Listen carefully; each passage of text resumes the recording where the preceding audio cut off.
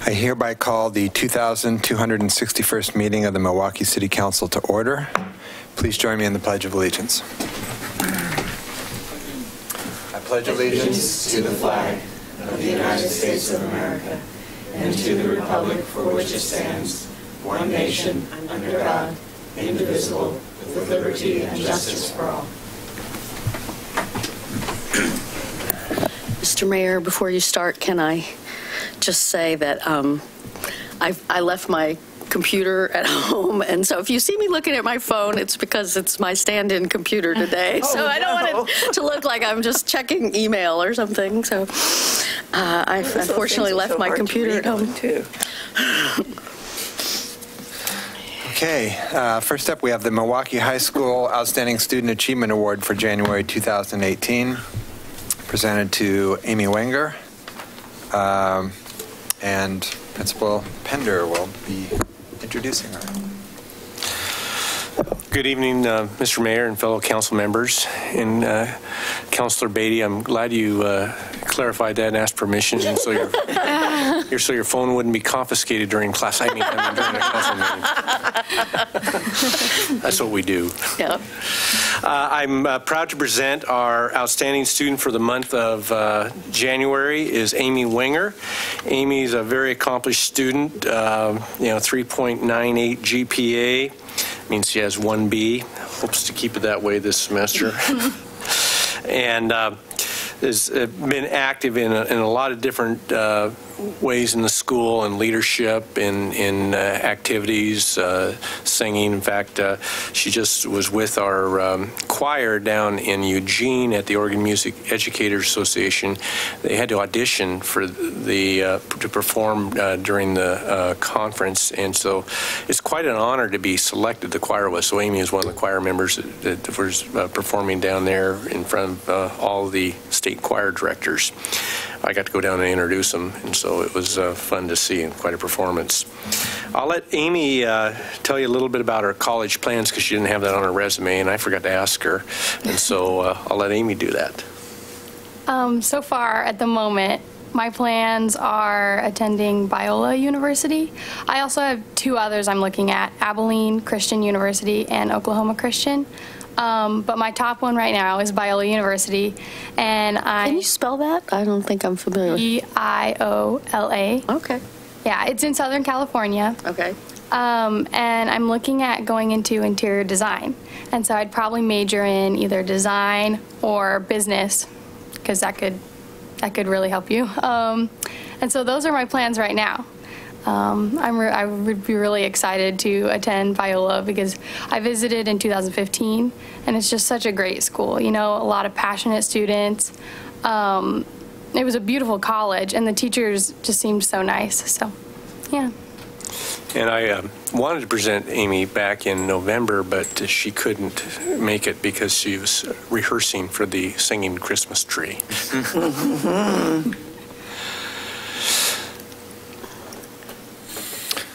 All right. Well, we usually give the council an opportunity to say something. Who wants to start? May I? Sure. Yeah, thank you. So Pony Pipers also, so you were you in the group this year? So we just heard them at my Rotary Club meeting. Oh, yeah. Yeah, that was wonderful, wonderful musical review. You guys just really do a good job. I see you've also got a number of other theatrical kinds of things, so on stage, behind stage, singing, whatever. Just different things that you do. Yeah, I've done a lot on stage so far, a lot in the choirs. I've been in A choir and Pony Pipers for 3 years, so it's been a lot of choir, but it's so much fun. I love being in choir. I love our teacher.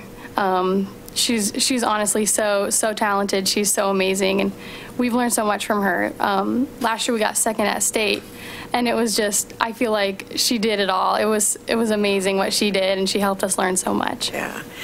Well, it always impresses me and often, quite frankly, amazes me that our youth today can be so involved in so many different kinds of things. I mean, you got your academics, you got your community service, you got, all of the theatrical and the voice and all of that kind of stuff, and it's pretty amazing. So helps us all, I think, realize that our future is in good hands. So thank you.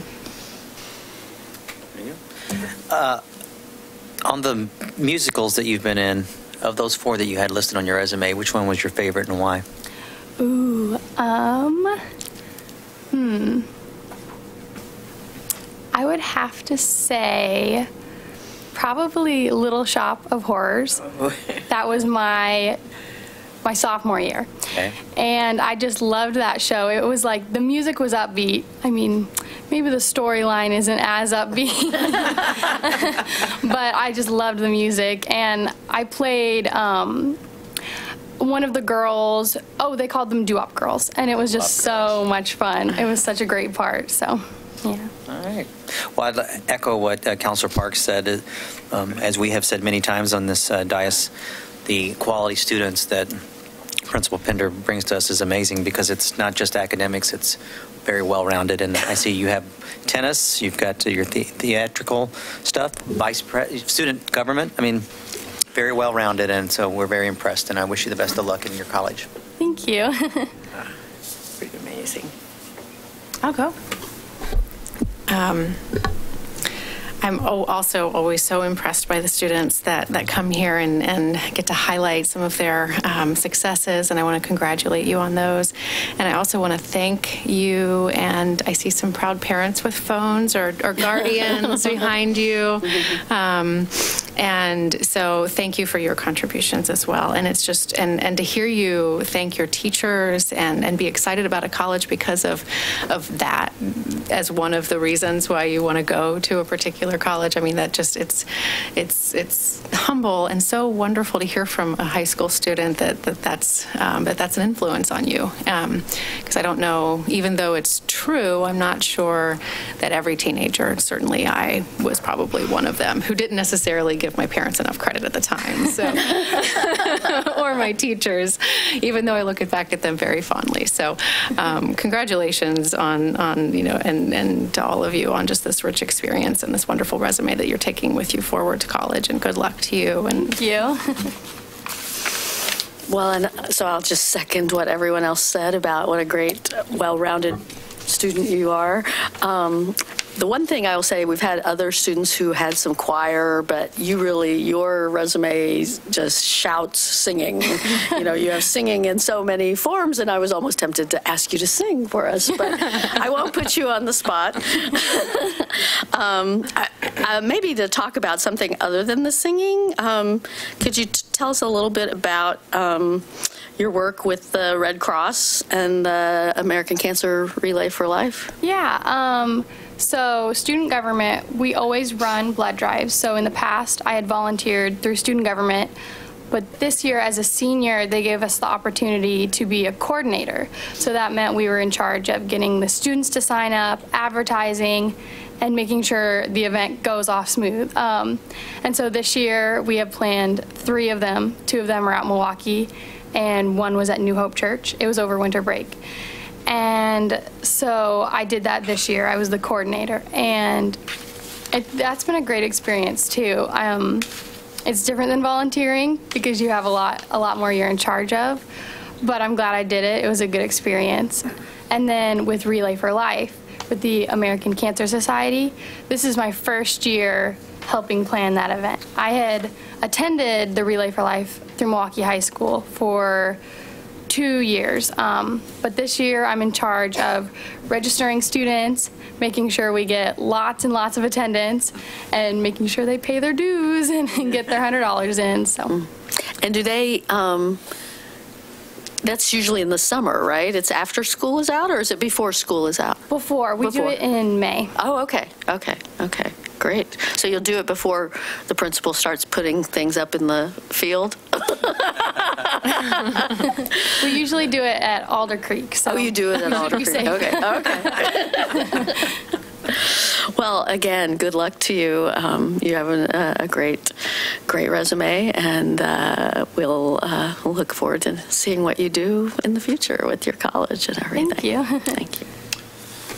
Yeah, the council said it all, that it's so impressive to see young people that are good at so many things, and I don't know how you do it. I'm curious, though, you seem to have a real passion for performance arts of all varieties, and you're going into something that's not performance oriented. It's very I don't know what the word I'm looking for is, but it seems a big shift. What's drawing you to interior design? I feel like my whole life, honestly, I've loved the house design. I've grown up seeing my mom decorating the house, and I've used programs at home all throughout my life that are like online interior design programs. So I think I just kind of learned myself, wow, I'm really interested in this. And even though it's not major in music, I definitely still want to be involved in college through music, just maybe not my major. For sure, I want to be in a choir. And I was even thinking about minoring in music. I was going to ask you that, yeah. Yeah, because I'm super excited about sight reading and still learning all that. So I definitely want to keep involved in music for sure. Well, it'll be fascinating to see what you end up doing. You've made Milwaukie very proud. It's really lovely to have students like you in our community that show sort of the brightness of the future generations, and I'm really happy to have you here. Thank you. The City of Milwaukie is proud to recognize for outstanding student achievement in academics, civic engagement, and extracurricular activities at Milwaukie High School, Amy Winger. Let it be known to all, on this 16th day of January 2018, the City Council of the City of Milwaukie, a municipal corporation in the County of Clackamas in the state of Oregon, recognized this student as an excellent example of the bright future of this community and nation.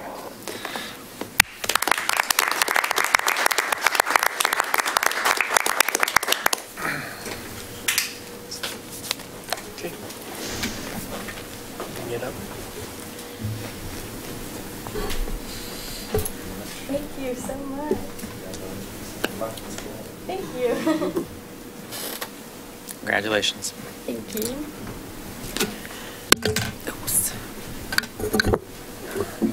For the building update, nothing major has changed in the planning process. They're still in the design development phase, and that process is going on. They're meeting with the constituent groups that need to meet with the building and also with the field updates, which again plan to do the Lake Road field updates as soon as spring sports end in May. And the biggest announcement is that on March 3rd, we are going to have an open house for the community and alums to come and walk through the halls of the building one more time. We'll have a program. Probably, our committee met for the first time last week, and we're starting to get these things put together. But the time will be from 11 o'clock to 2 o'clock. We'll probably have a short 20-minute program run twice during that time, and we'll have stations set up throughout the building, but basically, and with students helping guide people, but basically be self-guided tours, because as we found out during many of the reunions when people come back, they really don't want a guided tour. They want to guide themselves around and tell the stories, at least the alums that attended. But and what date was that? What? Could you repeat the date again? March 3rd, from 11 to 2, and then we're in communication with the business community, alerting them, seeing we work with them, maybe having. We anticipate again, we'll see who wants to show up to see an old building, but there is a lot of, fondness and memories and stuff that go with that. But I love the T-shirt that's out there with the old building. I think it's we'll really have those for cool. sale. Our grad night party parents who sell that T-shirt will have that for sale, and then coordinate with the restaurants, the business community, whatever. Maybe get people just to, if they haven't been to Milwaukee in a while, to tour around the area. So that's on the planning phase right now, and we'll be in communication with you, especially if we may need one or two of you to stop by that day. Okay. Great. Thank you. Any questions? Thanks so much. Thanks for the update. All right. Thank you. We'll see you next month. All right. So tonight's consent agenda includes the council minutes of the December 5th, 2017 works and regular session, December 12th, 2017 study session, and the December 9th, 2017 work and regular session. A resolution designating the first and third Tuesdays of each month as the regularly scheduled city council meeting dates, establishing the times of said meetings. A resolution designating the Clackamas Review, the Oregonian, and the Daily Journal of Commerce as the papers of record for the city of Milwaukee.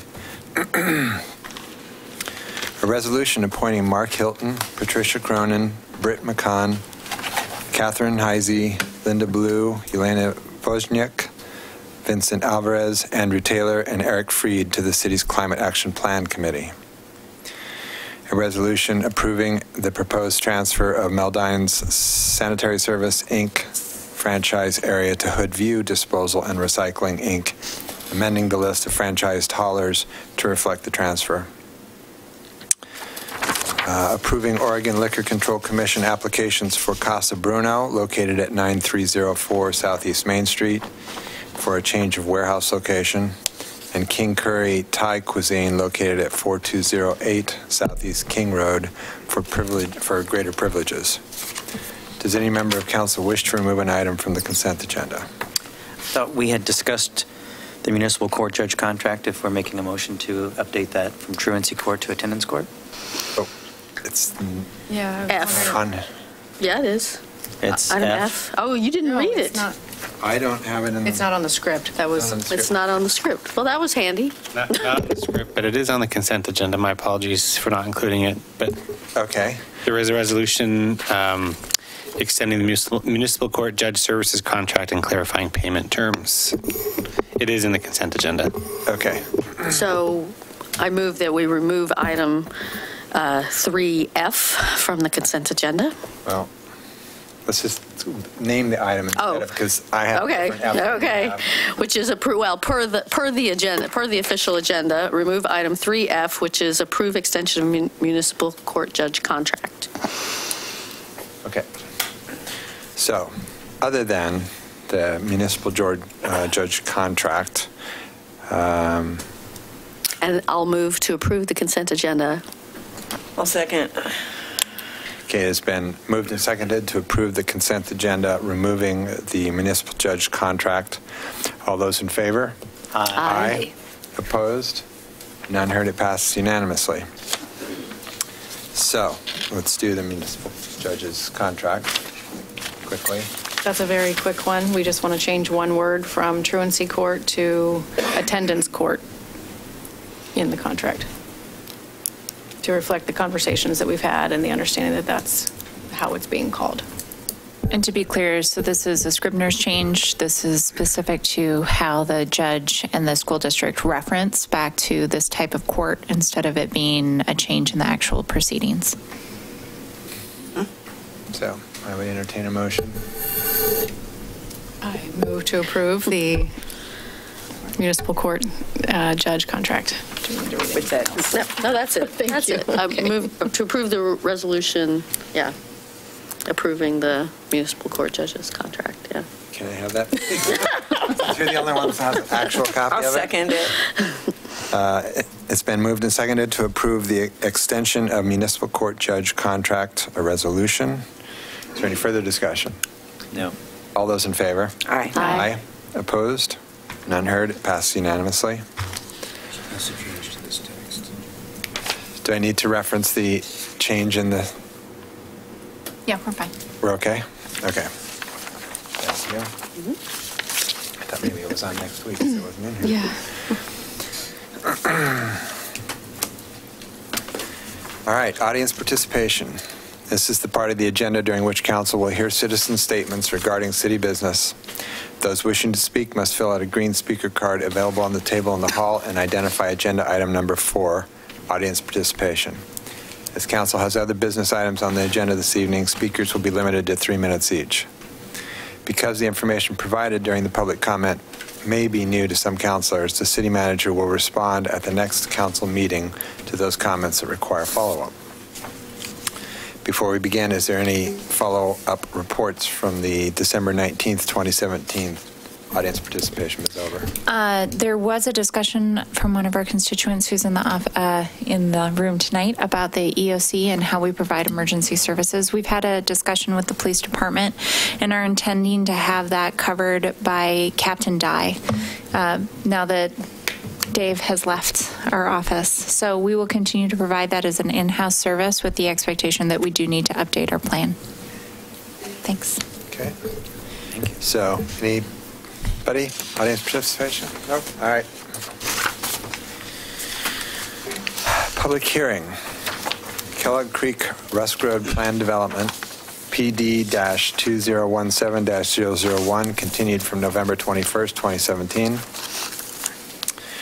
Public hearing on the Kellogg Creek Plan Development Master File number PD-2017-001 started on September 5th, 2017 and continued to September 26th, 2017, November 21st, 2017, and January 16th, 2018 is called to order.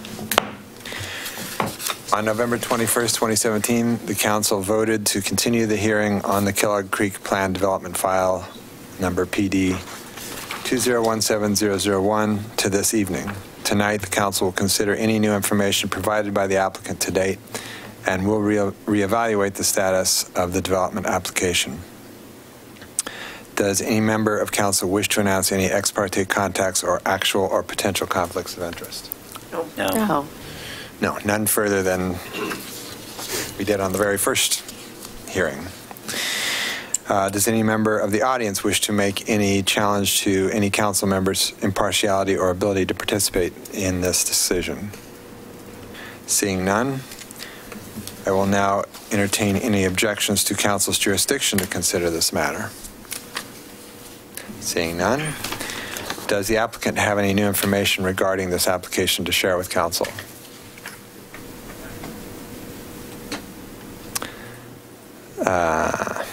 Does staff have any comments in response to applicant's non-existent report?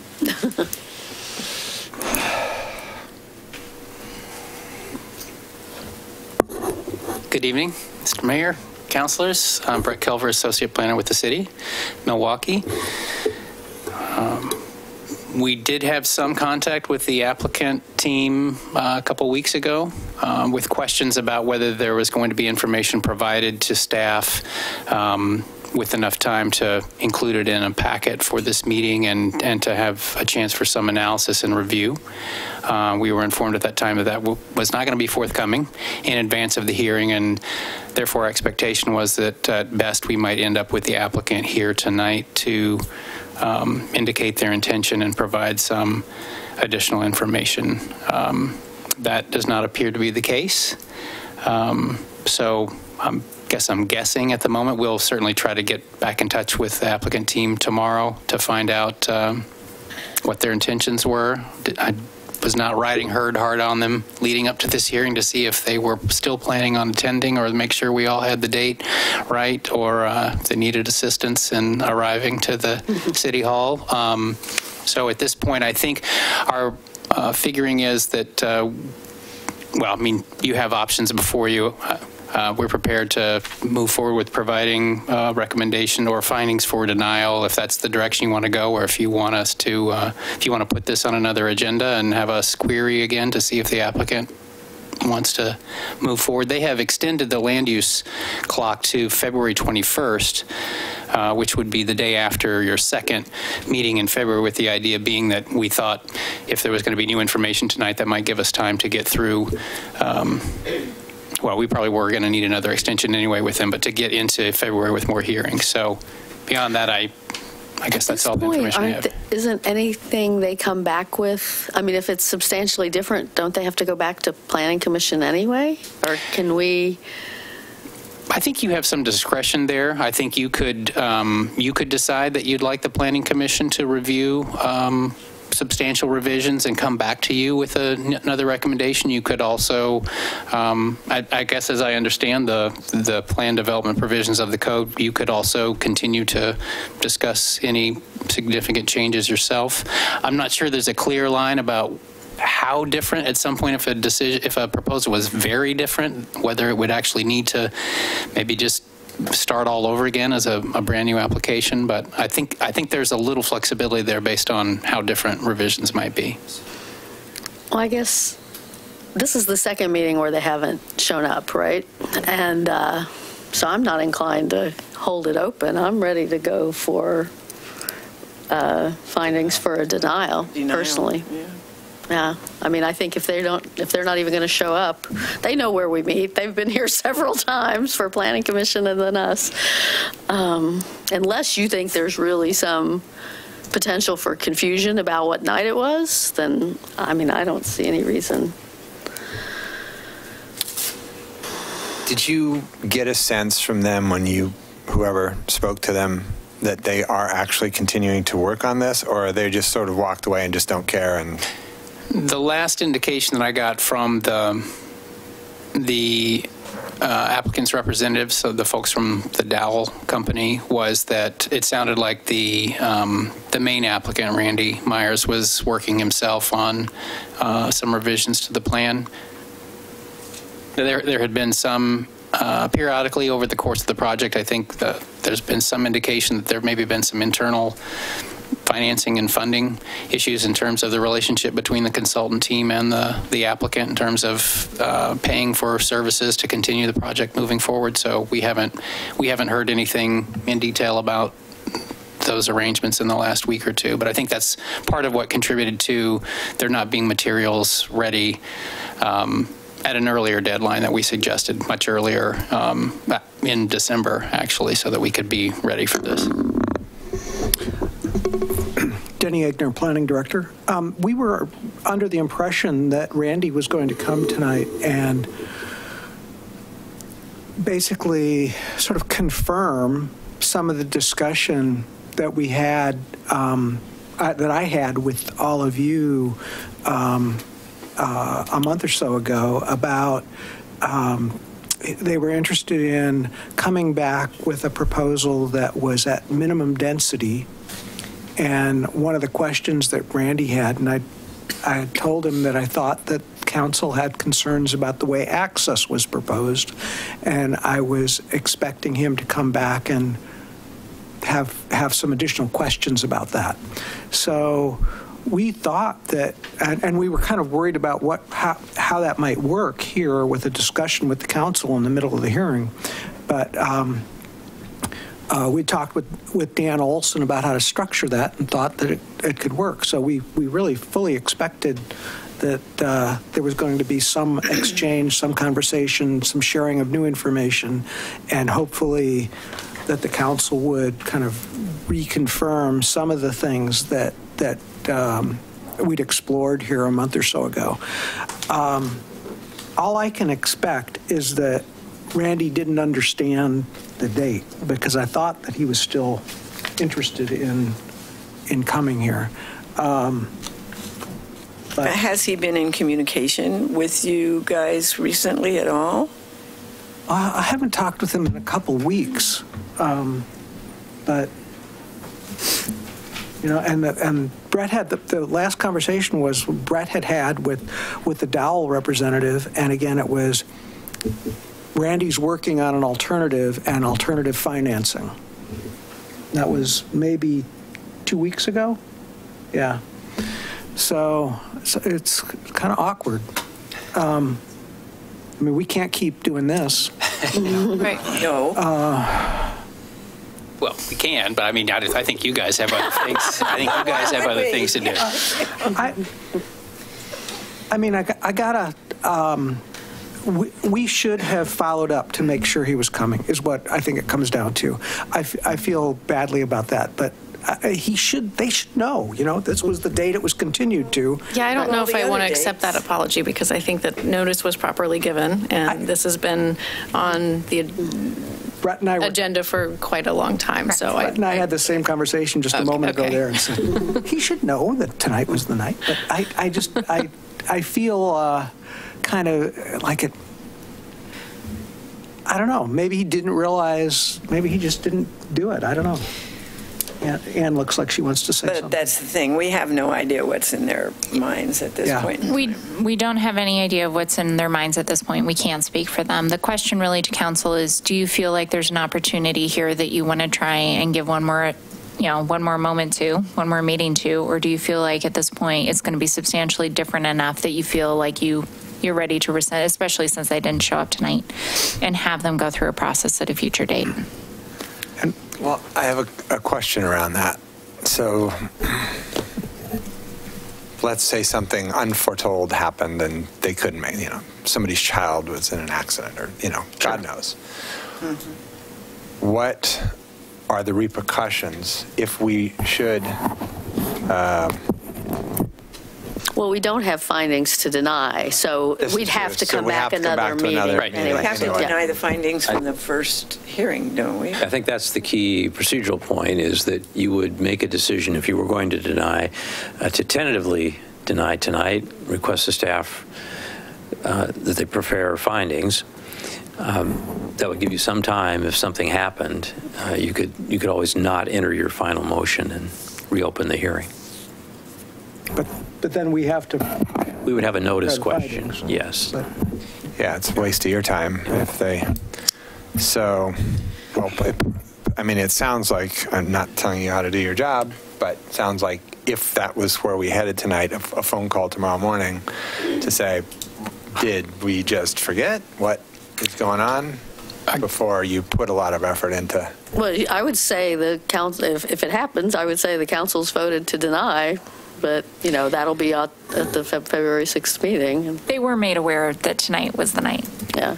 So that is probably not the issue. The issue is whether or not they felt prepared for it, or whether or not it was of priority importance. Or whether or not, things do happen. And sometimes family members have a problem and people think somebody's covering something and they're not here. So I think it's an elegant solution if you want it. Yeah, I suppose the way I might frame the question to the applicant tomorrow would be to say, well, to ask a question like, were you aware that this was, tonight was the night, because you weren't there, and the council's inclination was to move forward with findings for denial at, a February meeting.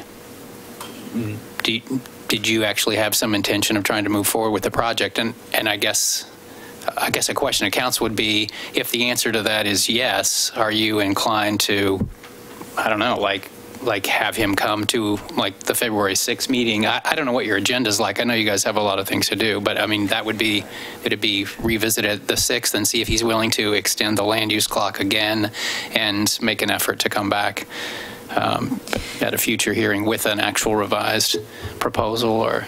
And we'd have to rescind our denial at that point? Well, or we wouldn't have finalized it yet. So voted on the final. Right. I'm inclined to give them a deadline of the next meeting they should be here, and tentatively say with something. Yeah. Ready to go. Can I add something that I'd personally really like? I'd like to have that proposal to staff at least 1 week in advance so that staff has a chance to review it. Yep. They don't have to do a full review, but I think it's fair to them for them to be able to speak to you with some understanding of it. Well, and so that it's in the public record. Yeah, right. Correct. Right. Yeah. Absolutely. Okay. That makes. And then I think that makes sense. We will still need to basically hold a hearing and prepare a staff report on that proposal. If we were to receive that a week in advance, we're just sending that out without that report. Yeah. But if you don't get it a week in advance, then you can go ahead and prepare the findings for denial. Yeah. Exactly. Okay. Got it. If you don't get it, in 2 weeks in advance? Yeah. So what's the meeting date we would be looking for? What would be these deadlines? February 6th. So how could they get it 2 weeks? I mean, you're talking 1 week. 1 week. Oh, okay. So 1 week in advance is January 30th. Would be the date that we would expect it.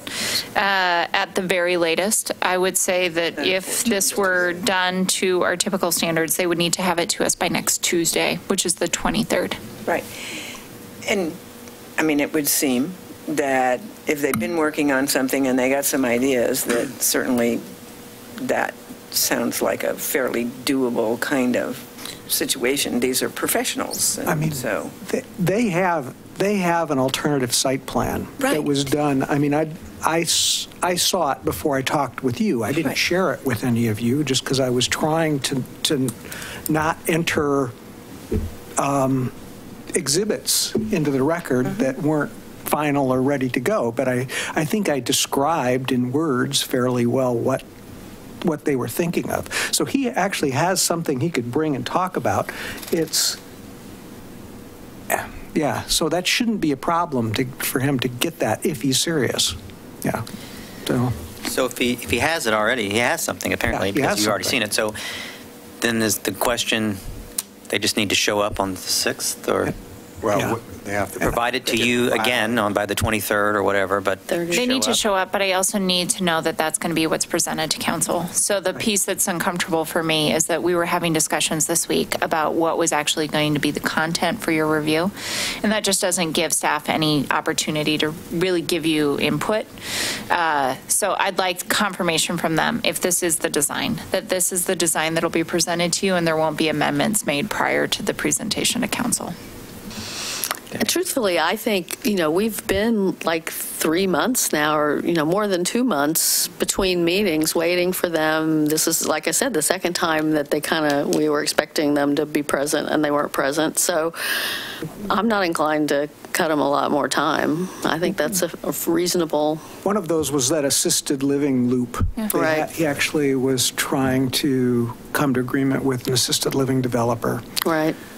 And that, I mean, I don't know the details, but it fell through, obviously. Right. So one of the issues, this is administrative, but one of the issues, so that you know, is that these hearings we typically place on the agenda for 2 hours. So there are nights when we're here until 11:30 or 12 o'clock in the morning because we didn't expect it would really happen this time, and then it happens. We've got 2 back-to-back. So the spacing doesn't work as well if we don't have some understanding of what's coming.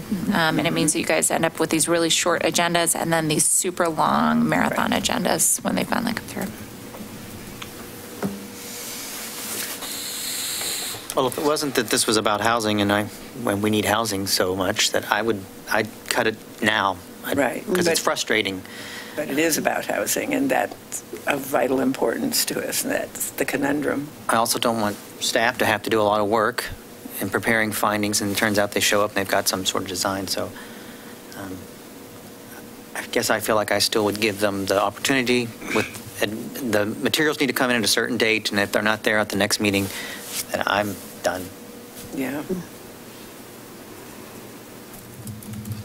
We do need you to continue it to the next meeting. Okay. So I want to finish the question that I started to ask. What are the repercussions if they should, for whatever reason, end up starting this whole process over? Because they were actually going to do it, and it was arguing amongst the partners about financing or whatever, and they finally got their act together, and then they come back, and we've... So you're saying after the 6th, on the 6th we deny, and they come back 2 weeks later? I assume they're starting all over from scratch, going back to the Planning Commission, coming back to us. It has to be, to reapply that soon, it has to be a substantially different application. Yeah, that's true. And I'm not sure who gets to decide what is substantially different. It might be me. But it's substantially different from the initial application, correct? Which council has already expressed concern about approval. I mean, presumably it will be substantially Well, different. I think that the proposal, is the proposal to go from sort of maximum density to minimum density with a similar lotting patterns substantially different. I think we were trying to say that that was close enough that we could kind of work with it right now. I suppose you could also make a finding that that is substantially different from the existing pattern. So there's a little bit of discretion in this decision. I don't know. Tim may have a... I would agree that it's a discretionary call, and because it is, it's appealable. So if at the staff level there was an initial decision that the applicant disagreed with, they could appeal. For example, if you said we're not going to hear this because it's not different enough, that would be an appealable decision, and then you could make a judgment on that. Actually, Planning Commission would probably... Initially. Yeah. Yeah. Well, sorry. All right. Well, anybody have any more questions of staff? No. I'll make a motion now. All right. So we close the public hearing first, then we make the motion, correct? Oh, we never really opened public hearing. Yeah, we did. Oh, did we? Okay. I hit the gavel. That means. If there are no further questions, I will entertain a motion to close the public hearing. I move to close the public hearing. I'll second it. It has been moved and seconded to close public hearing. All those in favor? Aye. Aye. Opposed? None heard. Public testimony portion of the public hearing on the Kellogg Creek Plan Development Master File PD-2017-001 is hereby closed. In light of the staff report, is there any council discussion? I think we almost I'm ready to make a motion. Yeah. I'm just wondering whether we amend. I move to continue the hearing on the Kellogg Creek Plan Development File PD-2017-001 to a date certain of February 6, 2018.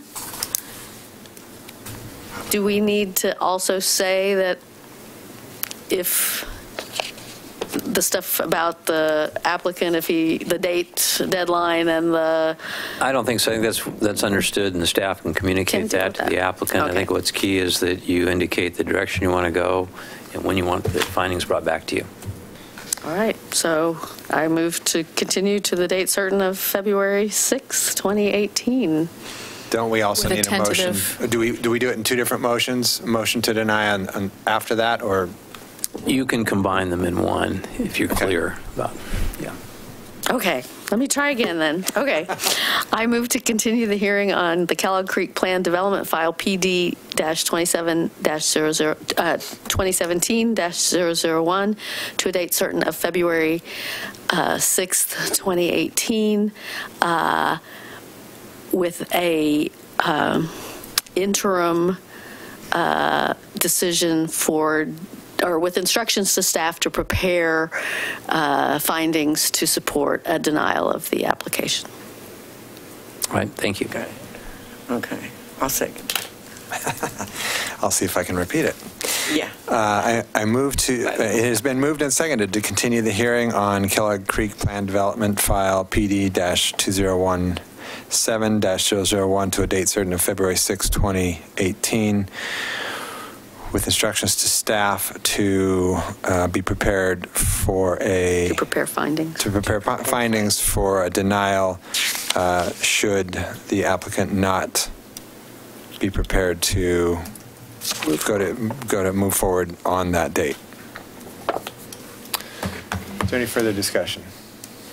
All those in favor? Aye. Aye. Opposed? None heard. It passes unanimously. All right. North Milwaukie Industrial Area Comprehensive Plan Zoning Code Amendment. The Economic Development Coordinator, Amy Koski, and Associate Planner, Vera Collias, will be presenting.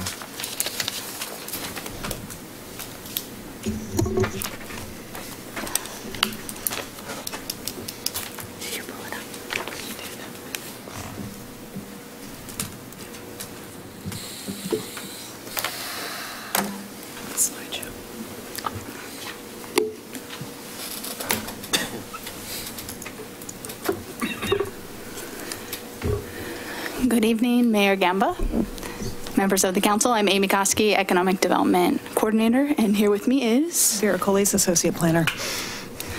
We're here for a work session on the North Milwaukie industrial area.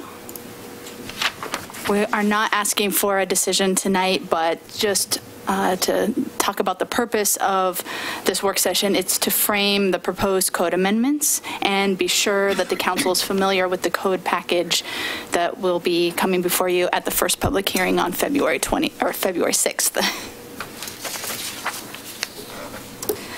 Our agenda for this presentation is to provide you with a summary of the code amendments, review the development standards, review the design standards in the key streets, and then discuss the Planning Commission vote overview that took place on January 9th, and then address questions in advance of that hearing on the 6th.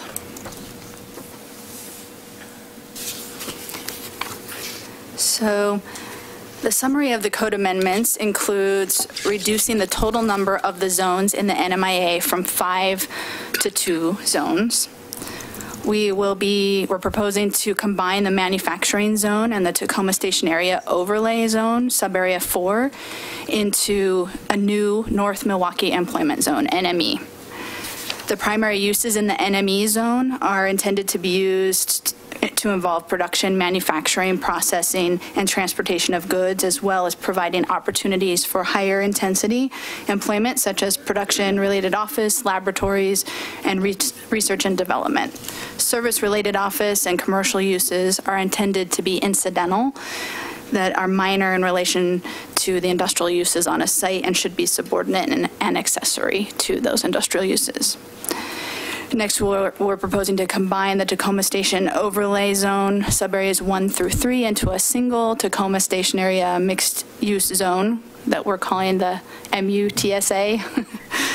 And that includes, is intended to take advantage of its unique location near the Tacoma Light Rail Station as a transit-oriented district, and to provide opportunities for a wide range of uses. The primary uses in the zone include housing, limited commercial, and service-related office, high-intensity office employment, and industrial uses involved in production, manufacturing, and processing of goods.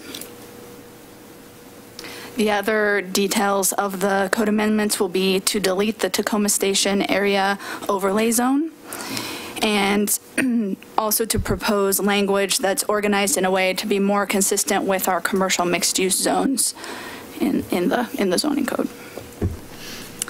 Vera will take it from here. Part of this summary is to talk about the proposed development standards for the codes as well, and this is a list of some of the revisions that we've proposed and that were part of the package that went through the Planning Commission and were approved on January 9th. We did talk, I think, a little bit about this at our last work session regarding the front yard setbacks that we were proposing. As you recall, I think that, and we'll get to this in a second, but we're proposing a hierarchy of streets with design and development standards, and part of that is affected by the development standards. We're proposing a maximum front yard setback in the MUTSA, again, that mixed use area of 10 feet, really trying to drive home that idea of a pedestrian-friendly streetscape and recognizing what the kinds of uses that are being proposed up in that area. More commercial, residential, more of a mixed use zone. We're proposing a maximum front yard setback on key streets in the industrial area in the NME of 30 feet. Again, recognizing the nature of the more industrial nature of that area, the NME. Also that there is likely to be more vehicular traffic, potential truck traffic. We want to recognize the difference in the uses that we anticipate being happening or being developed between the MUTSA and the NME. We are not proposing a maximum front yard setback in the rest of the NME. Again, this is still a truck-heavy kind of area, and the remaining streets in that area still have warehousing, loading docks, all of those things, and we want to recognize that those things are still happening on those other streets within the NME. We are proposing as part of that, though, this front yard setback piece, that parking would not be located more than 50% of that front yard setback. This was something that came up from the Design and Landmarks Committee, and we thought made a lot of sense, that there may still be some need in the NME to have parking in the front yard, but it wouldn't be able to take up more than half of that space. And we have some buildings in the NME right now, actually on Main Street, that have some parking in front of the building, but the remainder is landscaped. And so it sort of does a balance between those two items. And we've added a frontage occupancy requirement for those key streets, including in the MUTSA. That's a requirement that we have both in the general mixed-use zone as well as the downtown mixed-use zone of various percentages, but a 50% occupancy, so that 50% of that front yard or that of the frontage of the lot would have to be occupied by a building. So we're really trying to make sure that we're creating that street line that has a building there, as opposed to parking lots or access ways or something, that we want to make sure that we're defining that street with actual buildings. And so tell me again, which streets are key streets? We're about to get to that in a second, yeah. Excellent segue. Thank you, Counselor. Part of this sort of dovetails with the design standards that we're proposing as well. And I just wanted to spend a minute talking about the existing design standards in the MTSA, just so the council is aware that we're making some changes, but not huge changes. There are existing design standards and requirements in the MTSA, but we haven't seen that new construction happening up there yet, so we actually haven't used them yet, so we're hoping that we will.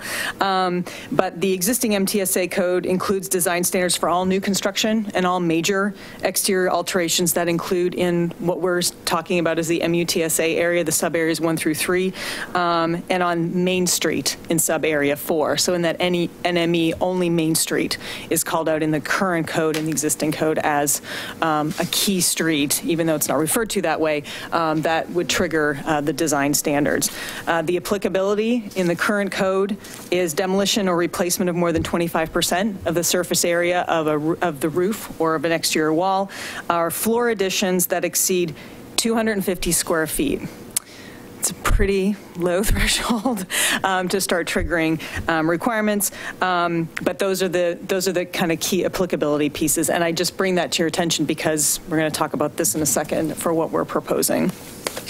So again, this slide illustrates what we're proposing to be the key streets. Again, the current code only calls out the MUTSA area and Main Street. So we are essentially adding some streets in the NME 17th, as it relates to development in the NME, McBride.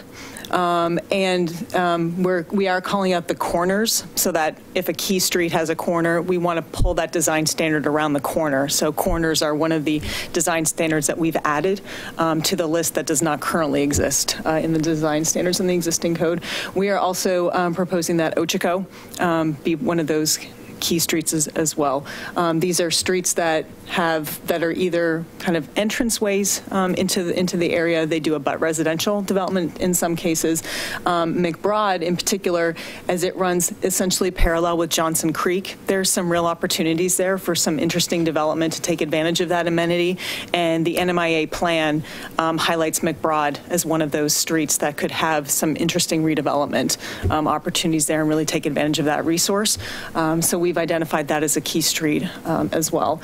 I have dashed Millport, and we'll get to that in a moment, but the identifying Millport as being a key street should, and the overlay as recommended by the Planning Commission, go into effect and development happen in that overlay area with the MUTSA, with that mixed use development, that would trigger Millport as being as a key street. So that's just why on the map it's dashed, because it just depends on the overlay and taking advantage of the zoning that the overlay could provide. Okay. So in the proposed design standards, as I said, we've made some slight revisions to the existing design standards for street-facing facades and corners for development, but essentially, they're essentially the same. We have lowered the ground floor and street-facing windows and doors percentage from 50% to 30%, more reflecting the windows and doors percentage that we have on McLaughlin in the downtown area. So we're sort of looking at what those percentages were in comparable areas, and so we've reduced that threshold. Again, that can certainly be something that we talk about in the public hearings. If we want to make a distinction between the MUTSA and the NME, we can certainly discuss that. But at the moment, it's being proposed at 30%. And again, these are standards that are triggered by development on the key streets as identified. One thing that we have proposed in this code that changes quite a bit or is quite different from the existing code is the applicability of those design standards. We've clarified that language. We've proposed revisions in order to ensure that new development complies with standards. Of course, new construction is not the issue. Where we had quite a bit of discussion with the Planning Commission and internally in the office a lot was the idea of how were we defining major exterior alteration. To a 250 square foot addition in an industrial zone is fairly minuscule. It's basically a shed. So it really didn't, it seemed such a low threshold in order to try and figure out how are we going to bring some of these buildings into compliance. And we certainly understand wanting to bring buildings into compliance with our standards, but at the same time recognizing the context that this development is happening in. I mean, these are buildings, that are almost an entire block, length in size. So we're trying to balance and create a threshold for redevelopment and improvements made to existing buildings, and that was really the trick that we were trying to come up with. We've proposed different thresholds in the NME and in the MUTSA for what would trigger the requirements. If they're less than this, then it's just sort of the facade that's getting built. That's the part that needs to meet the design standard. If you imagine an addition on a street-facing wall, but if they exceed in the MUTSA, if it's an addition, both interior and exterior floor area additions, this is another change. We're really trying to capture significant investment into these buildings. Again, we recognize that a lot of these buildings are very valuable as they are, and we're not anticipating many of them, and certainly not in the short term, being completely demolished and rebuilt. But we can imagine some significant investment happening in the properties, and there ought to be a point where we can pull those buildings up to a higher design standard that we've tried to create. So in the MUTSA, floor area additions that exceed 50% of the existing floor area, or a demolition or replacement of 50% of that floor area, and that same definition, but in the NME, we've bumped it to 75%. Most of these buildings are, in fact, pretty much up to the lot lines, so we're not sure how many of these we're going to capture. Again, new construction or that sort of thing, that's easy to apply to these standards, but it's when we start trying to capture the investment and major changes to the buildings, we're trying to get these design standards up. So, again, that can be some discussion.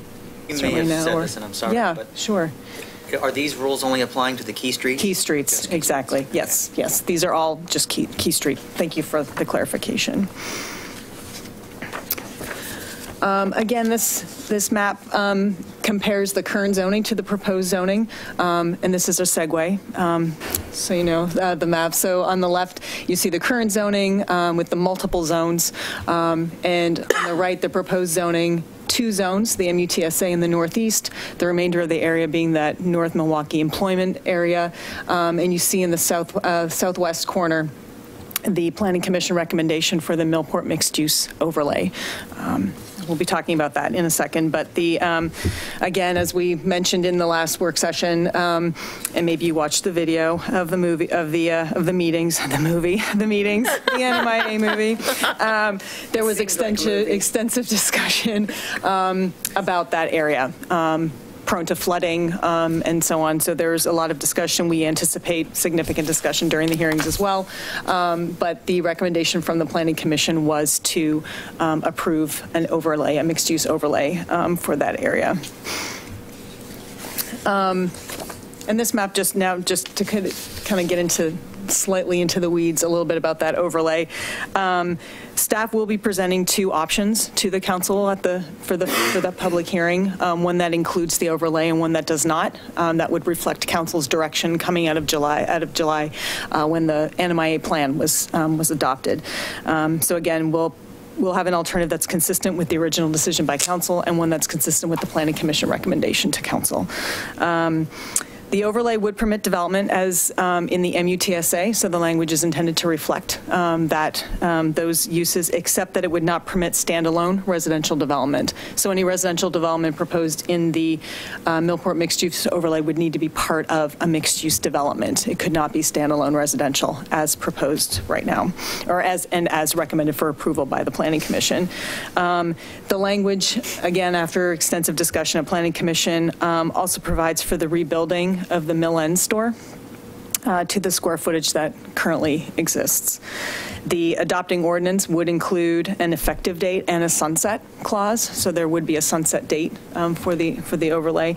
The discussion at the Planning Commission was a 10-year sunset period. Certainly that's something that we can discuss further during the hearings with you. The code language would and does address the situation that the overlay applies only to development permitted within that time frame of that sunset clause. So the idea was that permits are pulled during that sunset period, so that we make sure that if we are going to move forward with the overlay, that development in fact happens during that period, that it doesn't get extended beyond that date. Yes. So you said something about it would permit the rebuild of the mill end store? Correct. You're saying if a flood or something occurred, the rebuild? That's so under the non-conforming uses clause in the code, it does. Right. Okay. But the MUTSA limits standalone retail development to 20,000 square feet. The mill end store vastly exceeds that. So yes. Okay. And would the mill end store, if it were to be rebuilt, if something happened to it, it would, because Millport would be a key street at that point if there were an overlay, it would have to, all the windows and all of that. That street-facing facade would need to meet that, yes. Okay. Yep. That's how we would envision that happening, correct. Yep. We posed a couple of questions to council in the staff report. Again, the work session was intended to frame the code amendment package for you in anticipation of the hearing, the first hearing on February 6th. So we'd be happy to hear, are there any items that you need more clarification on, or are there any issues that you need additional background information on, or anything that you would wish us to make sure that we put forward for you in the staff report into the presentation for the first hearing? I want to make sure that you're as prepared as possible for what we're presenting. I guess I'd just like to know the code that's in our package that says January 2018. Is that the code that we'll be hearing, or are there amendments that were made by? There are a couple of tweaks that came out of the Planning Commission, the final hearing. So they're minor, but there are a couple. But that's the 98% of it is what you had in your package for. Yeah, they were so close together that that the staff report's kind of. It seems like we're writing two at the same time, and we just kind of keep putting them all out there. So yes, that's pretty close. Yes. Okay. A couple questions. One question that I had asked, and I think that you're looking into it, and you'll bring it back, is was in regards to the flood. If a flood occurred, should the mill end store be rebuilt, and what? And I know that you're working on that, so I don't need to hear the answer. But just make sure it's there. Then at the Planning Commission, there was discussion regarding marijuana. And maybe it was the marijuana production, or there was some tweaks that you made based on that discussion, and I can't remember what the issue was that caused that. Was it because it was retail? It was retail, in fact, and there was more of a, I guess I would call it sort of a policy discussion as to the commissioners weren't sure that they thought that marijuana retailers or retail outlets were appropriate in the MUTSA. So we will we'll be revising the code piece to reflect their recommendation that it not be permitted outright, that it would be either a limited or a conditional use. Okay. Yeah. And then my last question, removing all the discussion that occurred regarding the overlay, did you receive much other testimony at the Planning Commission regarding any of these other development issues? No. It's nothing controversial other than this potential overlay. It would seem that's the case, yes. Okay. Yeah. Well, going back to the marijuana thing, they're proposing a more restrictive marijuana rule for the MUTSA than we impose on our residential and our R5s and R7s, and where we have the 1,000 feet of school, but that's really... Well, this is for the retail establishments that you would need to have a commercial, so an R5 couldn't have a commercial. Well, no, but like we retail have outlet, one but- supposedly going in on 32nd, right? Right, which is the NMU, so that's a Right, so and that didn't have to be a conditional use. Correct. So they're proposing a more stringent rule for the MTSA than for these, that's, okay. We'll definitely need to talk about that. So at what point, it would be this meeting or the next, which would be the public hearing, right? Would we have the discussion about that overlay that would permit housing in that one area? I would anticipate that discussion would happen at the public hearing. There will be testimony at that point. So I mean, we certainly can discuss it here tonight, or if there's particular pieces of information that you want us to have with us at the hearing or what have you. But testimony and so on will be happening on February 6th. So that's. But you'll bring us two alternatives. You will have with that. You'll have code language that will have it with it in to reflect the Planning Commission recommendation and with it out. So this package is with it in? In? Correct. Okay. Yeah. Again, to reflect. Is there another package that we have with it out? You'll have it for the February 6th, with that staff report, and it'll be another giant. Staff has, sorry to interrupt, staff has also received a request to include in the presentation a discussion about what concerns may be around having housing within the industrial area. Since that was a change from the recommendation of the group, and we haven't provided that to you today, we'll be providing it to you at the February 6th meeting. And when you say the recommendation of the group, you're talking about the NMIA advisory group? Correct. Yeah, just for clarification to those listening. Thank you. Thanks. So I have a few questions. Were there any conversations about minimum building heights beyond, I mean, right now it's at 25 feet, which I assume is one warehouse floor. It can be, yes. Yeah. Can you get 2 stories out of 25 feet? Probably not industrial, but certainly, I mean, that would be a 12 and a half foot. You could do but it would be, don't we require a minimum 14-foot first floor? That's first floor on the key streets. Just on the key streets, okay. Correct, right. Sorry. That's a key street design standard, yeah.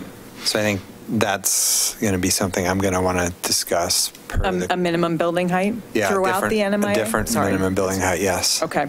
Per the discussion at the budget committee hearing that we had last time.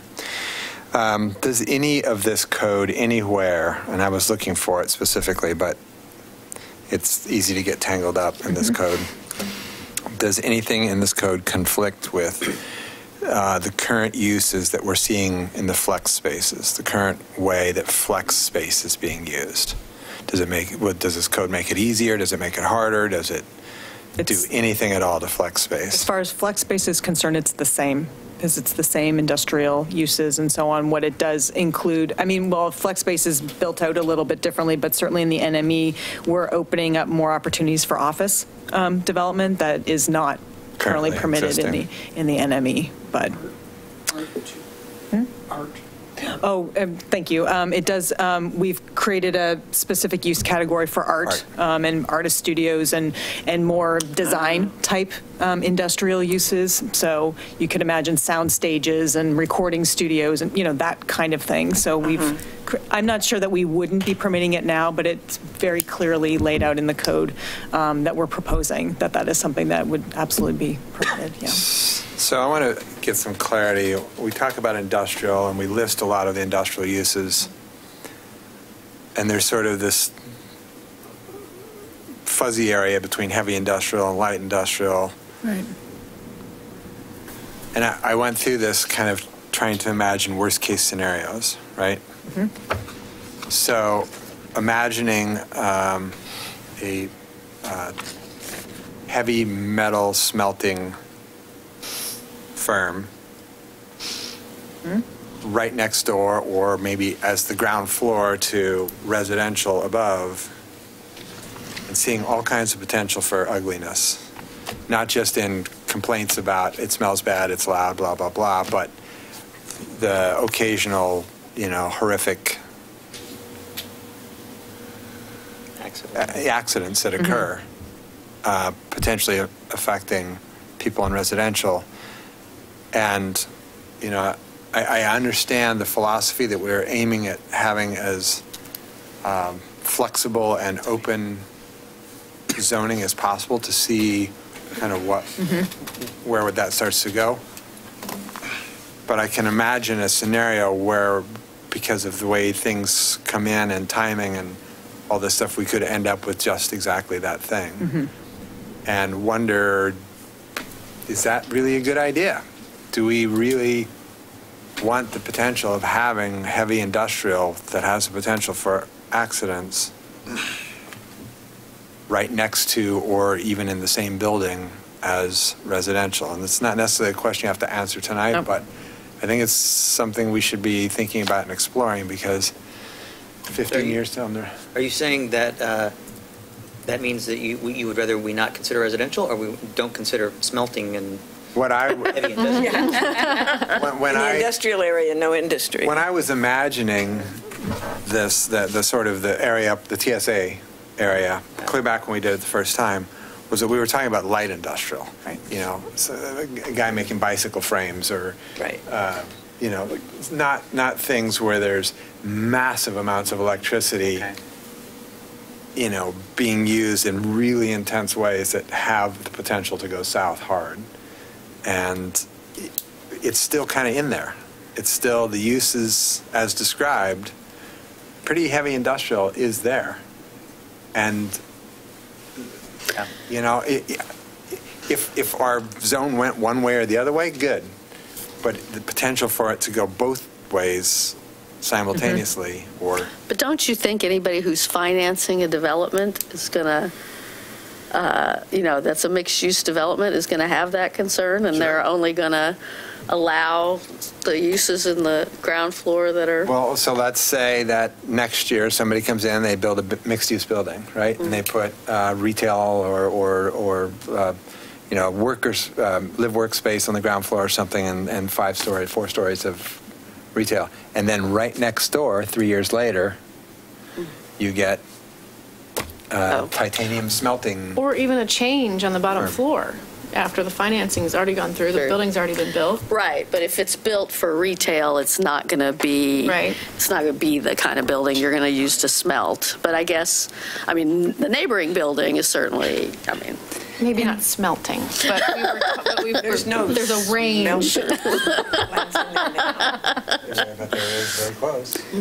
Right, but there's but and there's we allow not. for it. That's the point. That's the question: is should we be allowing for use that has that kind of potential in the same space as we're allowing residential? Is that prudent? We're not necessarily allowing residential in that space at this point in time, and it's called an employment zone. Matzah, up in the Matzah, we are allowing up there, yes, but it's an employment zone, which sounds somewhat different than a pure industrial zone, a heavy industrial zone. It's an employment zone with a variety of mixed uses that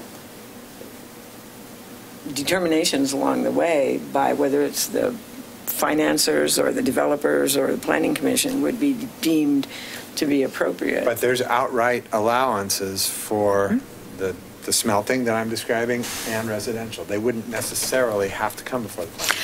This does point to an interesting question that we're dealing with in the MUTSA, but then in the consideration of additional housing.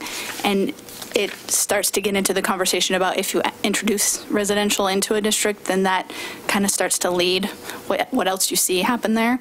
So if we did see residential in that transit-oriented development like we're envisioning should happen, that's what the Tacoma Station Area Plan rezoned it for, was because of the transit-oriented nature, that residential will probably have a pretty dramatic effect on what else starts to locate there in the future. So I think we'll see it start to tip one way or the other.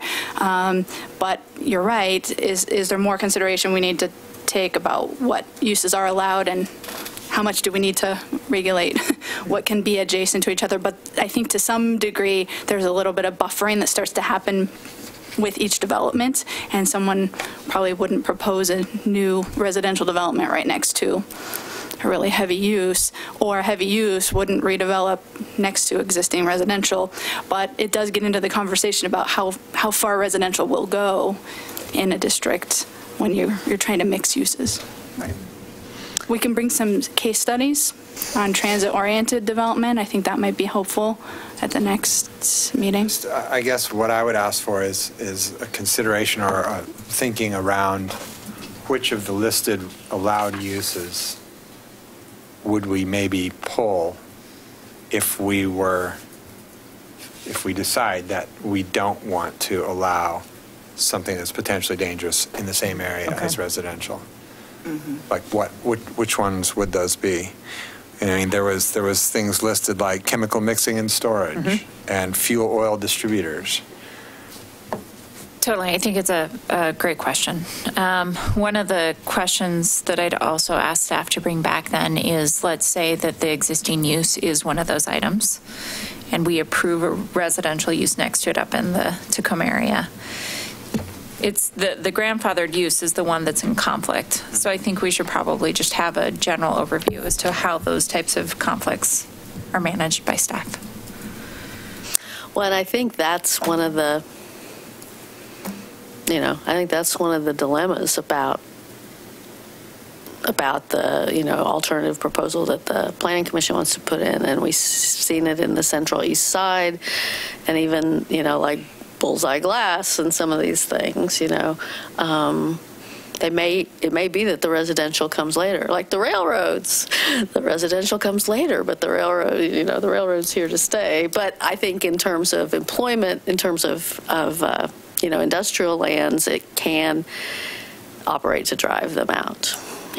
Right. They can operate to drive them out, to put the residential there and have the city having complaints all the time and having code enforcement issues and having, nuisance abatements and, right.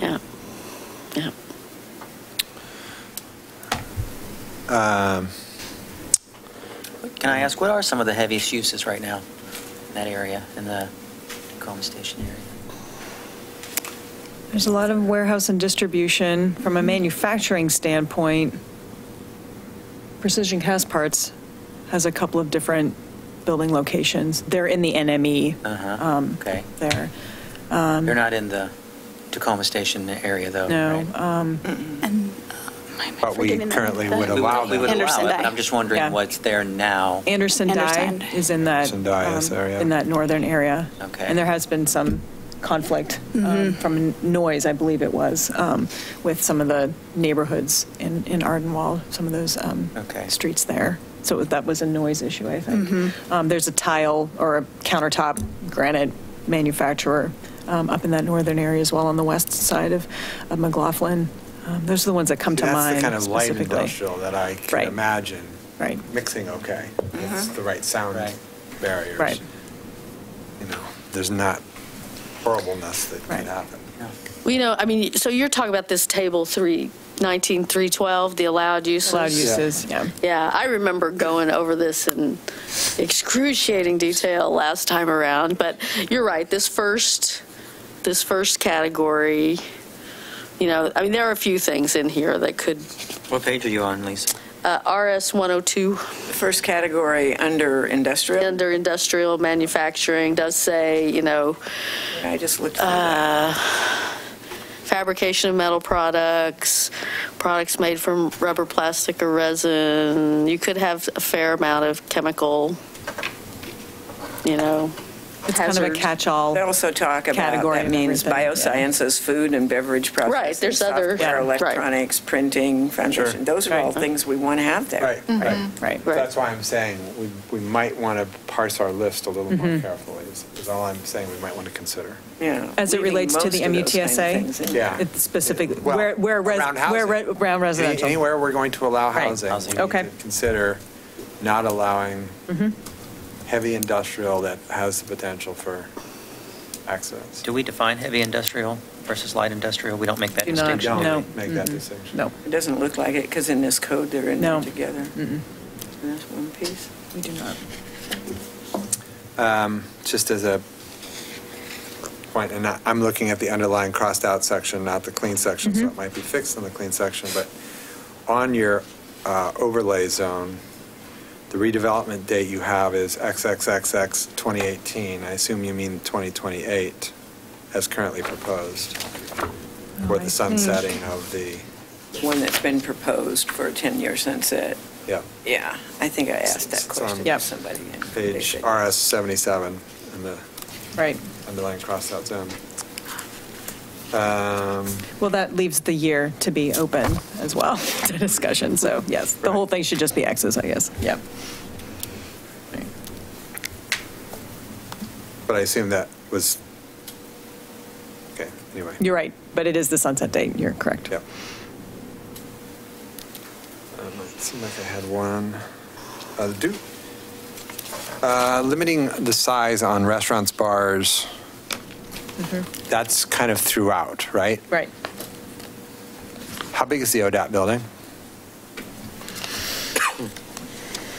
30,000. If you added all the basement, it's around 30,000 square feet. Which would be way more than we would allow a restaurant bar to be. Right. The likelihood that the basement of that site would be used is slim to none. Same with the upstairs, just because of the constraints with the building design. But we can go back and make sure that the square footage would allow for the use. And maybe if it wouldn't, maybe we just call it out as an exception. Well, and there was also a discussion with some of the interested parties that we've talked to over the last year and a half that they would do it in combination with a retail space as well as with a production space. And so there's also a discussion about whether or not the restaurant would be the full use of that building. But it's a fair point, and we need to protect that option. Yeah. Sorry, I'm just pointing. You were referring to the ODOT, the historic ODOT building? The stone building. That's not 30,000. Oh, it's huge. It's vast. It's huge. It's 30,000, I think, might be an underestimate. Really? The top floor and the basement all included. We were talking about putting a pool in there when we were doing the baseball discussion. It's a huge building. Okay. It's deceiving. It is deceiving. Wow. It doesn't look that big, does it? Gotcha. But don't we have a distinction? 30,000 is as big as a grocery store. TSA versus enemy retail. Yes. 20,000 versus 5,000 per. So we are talking about allowing standalone residential in the MUD zone. Correct. As has always been. As what? That's in the existing code, permits standalone residential as well. Correct. Current zone? Yeah. That's where those couple of three houses are already. Well, right now I'm just at table 19.312.2, which is on page RS 100. It just reminded me that we allow standalone.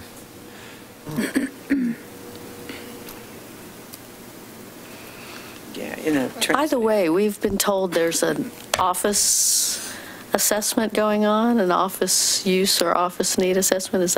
Are we going to have that when we consider this code or not? It's done, I believe. Is it published? We just completed an Can you please?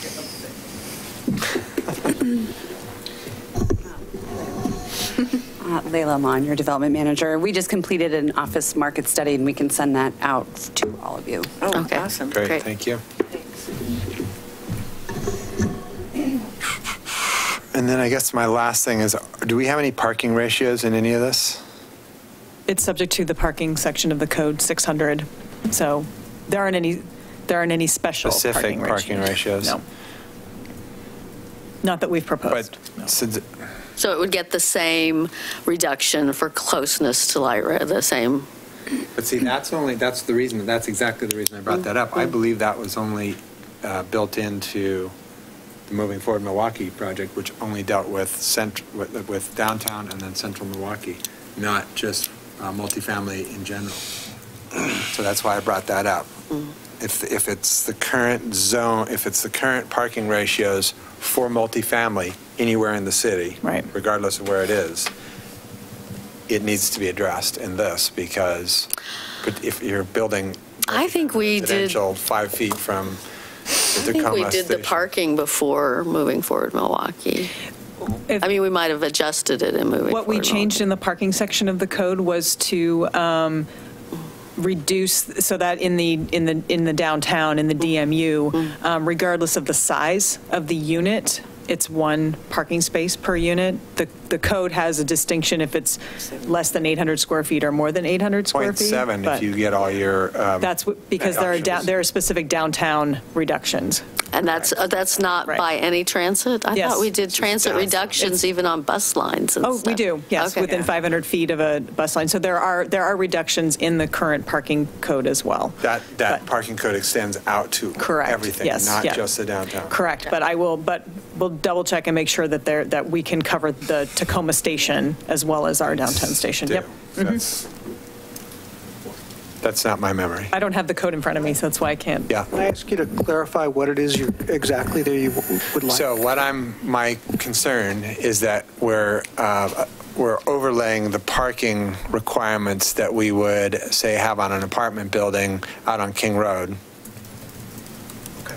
as opposed to the parking requirements, say, that we have in South Downtown, where it's 5 feet away from a light rail station. Okay. Right? Yep.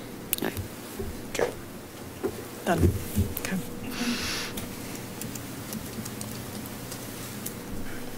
I think that's all I had. So I will just tell you that I'm going to, it would be great when you're doing the the changes for what's different between this and what Planning Commission is sending out, if you could keep a list of what changes or something, because I'm going to just use this as my markup. So I'm going to have to look those up separately. I will do that. No problem. Yeah.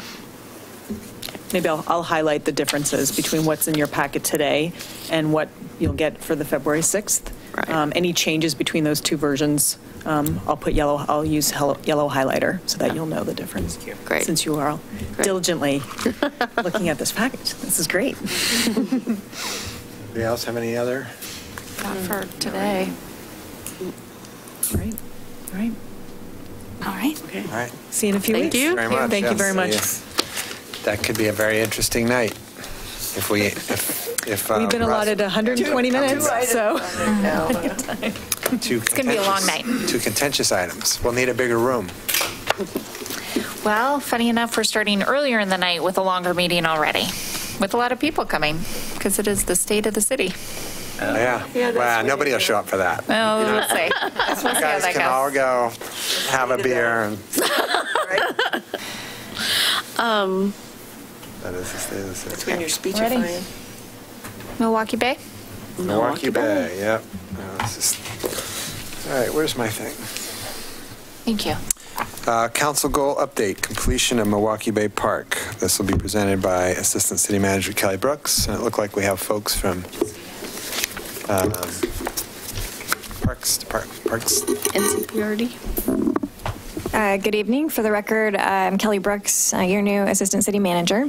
And tonight I'm here with Catherine Krieger of NCPRD to give you all an update on one of your key goals, which is completion of Milwaukie Bay Park.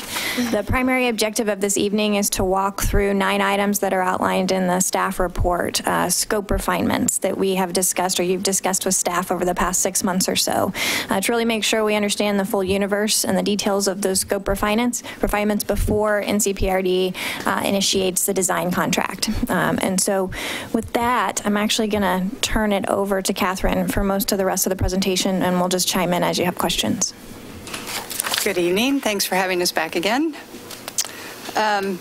So first I'm going to figure out how to move this. Okay.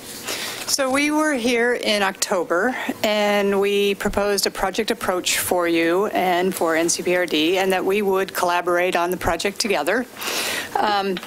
And we reviewed a few of the design considerations, things that have changed or conditions of approval that we discussed since the 2010 master plan was approved by the Planning Commission. We identified a project organization and outlined a possible schedule. And I'll circle back on these in case to refresh our memories of what those things were, and then also what's changed. So the other thing we talked about, and it's always a good reminder for us, is that and one of the reasons we're doing this next part of the project is to define what the project is.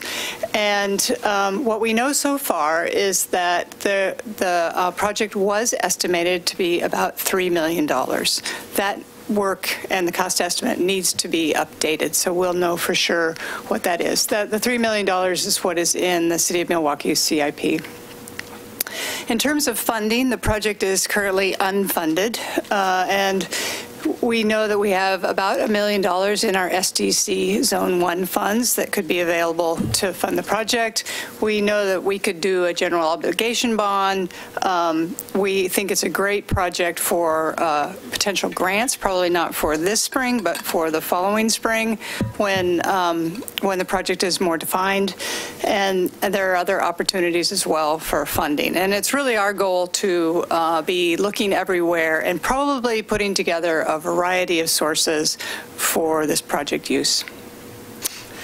So since we met last, we've met with you, we've met with our board, we've had a nice work session with the PARB, we've met with the Art Mob, we've met with professionals in the community, and what we're doing as I've been meeting with various people and what we want to do tonight is have a collective understanding of expectations as we move forward, so that we're all in this together and we sort of have a plan for how we're going to move forward with this. So the first thing that I wanted to talk about was just defining a study area.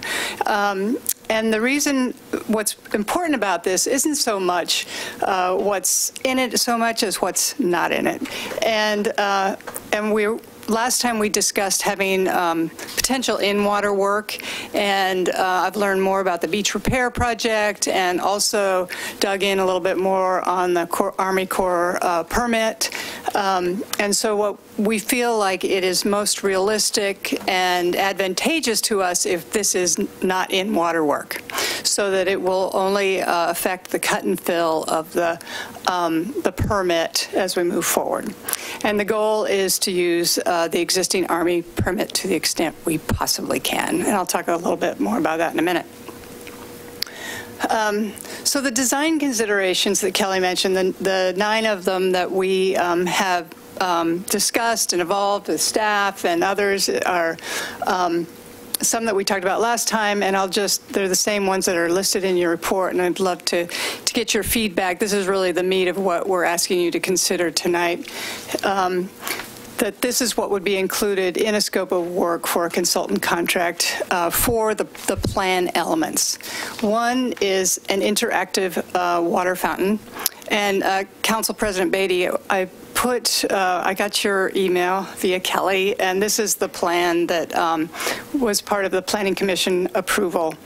Number one is the interactive water fountain. The water fountain that's shown, we know that people are going to get in it and want to be in it, and so we want to make sure it's designed for that to happen, and know that that's going to be a really important draw for the community. And also what's great about a fountain is that it is a passive attraction. So you don't have to put on a concert to have your park filled with people and enjoying the park. We need to determine the type of the play area. We've heard a lot of interest in a naturescape, but we've also heard interest in potential art play area. And it doesn't need to be one or the other. It could be both. It could be a combination of things. So we want to go out and ask the community what their expectations are. There is a recommendation to move the restroom, which does a couple of things. One was to move it closer to the play area. I believe that was part of design reviews consideration, or I might be wrong, could have been Planning Commission, to move the restroom closer to the play area, and then at the same time, it would be saving the cedar tree. It just happens to be that those were coinciding in the plan.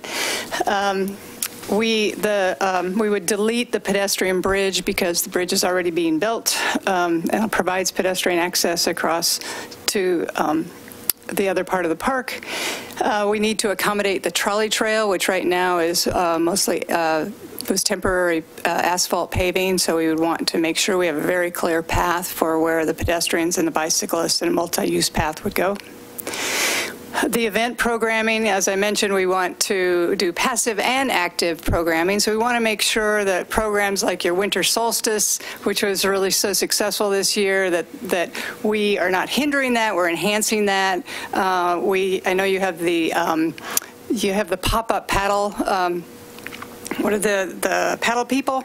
And that's been really successful. So what we want to do is test a variety of events and uses and make sure that we have the right configuration to support those uses, including the utilities and things like that might be support those uses. We want to deter the Canada geese to the greatest extent possible so that we can sit on the lawn and enjoy the park more. We want to plan for art. I did meet with the art mob, and A. Adams did want to come tonight and talk about that, but she's ill. But we want to plan for it, and I know from my experience that the more we think about that now as we are planning for these various plan elements and integrating it into the plan, the more successful it'll be. And then, of course, we want to consider the stormwater and make sure it's appropriately designed for the park. So I'll just pause there. If you have any thoughts about those plan elements, I'd love to get a little feedback on that. And then I have a few other slides, but. Well, so I wanted to talk about the water fountain. Sure. I knew that when we were talking a couple months ago or 6 weeks ago about South Downtown, I had brought up that there had been an interest in a child's water feature kind of a thing in South Downtown, one that wasn't on all the time, but was, could be used in the summer or whatever. And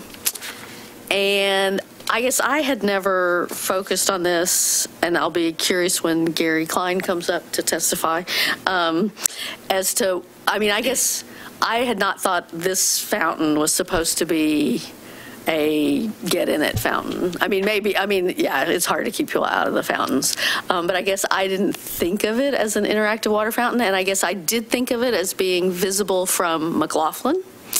And so, because to be that attractant and to be, oh, look, there's a fountain, let's go. Okay.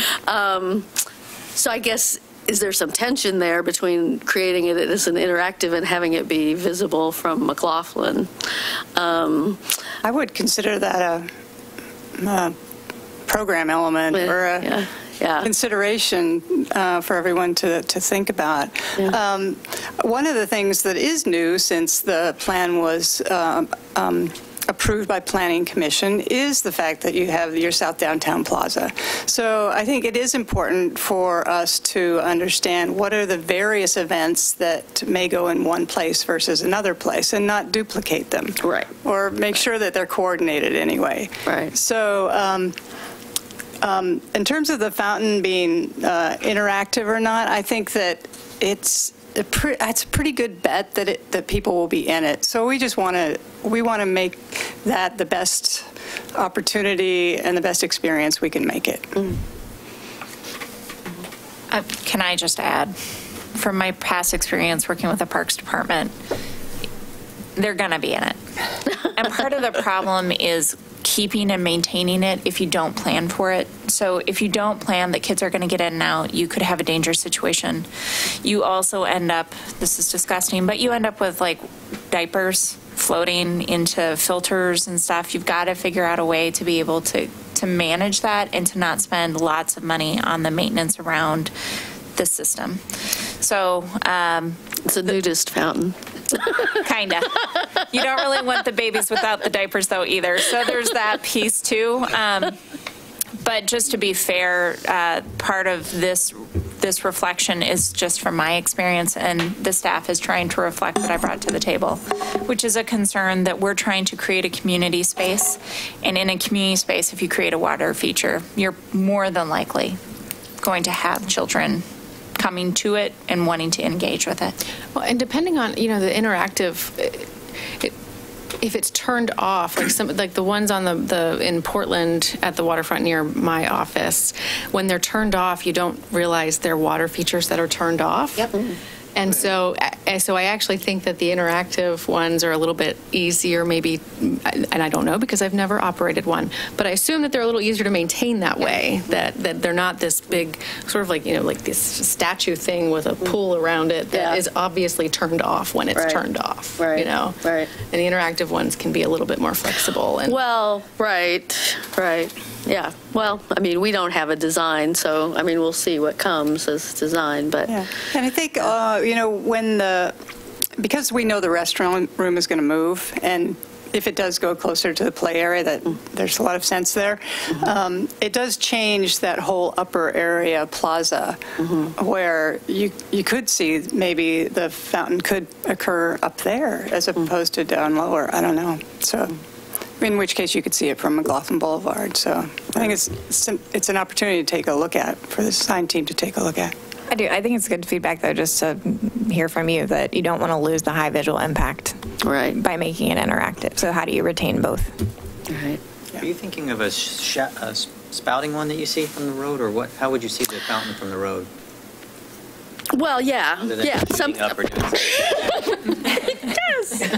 something something shooting up, but I guess I always had envisioned, and I don't remember whether this was, part of what was presented to Planning Commission or not, but I'd always envisioned sort of a terraced thing where there's a bigger pool and it's kind of terracing down a little bit down the slope of the waterfront, and that, at some point there is something shooting up, which makes it obvious that there's a fountain there. Yeah. And you're not keeping kids out of what you just described. The most attractive thing.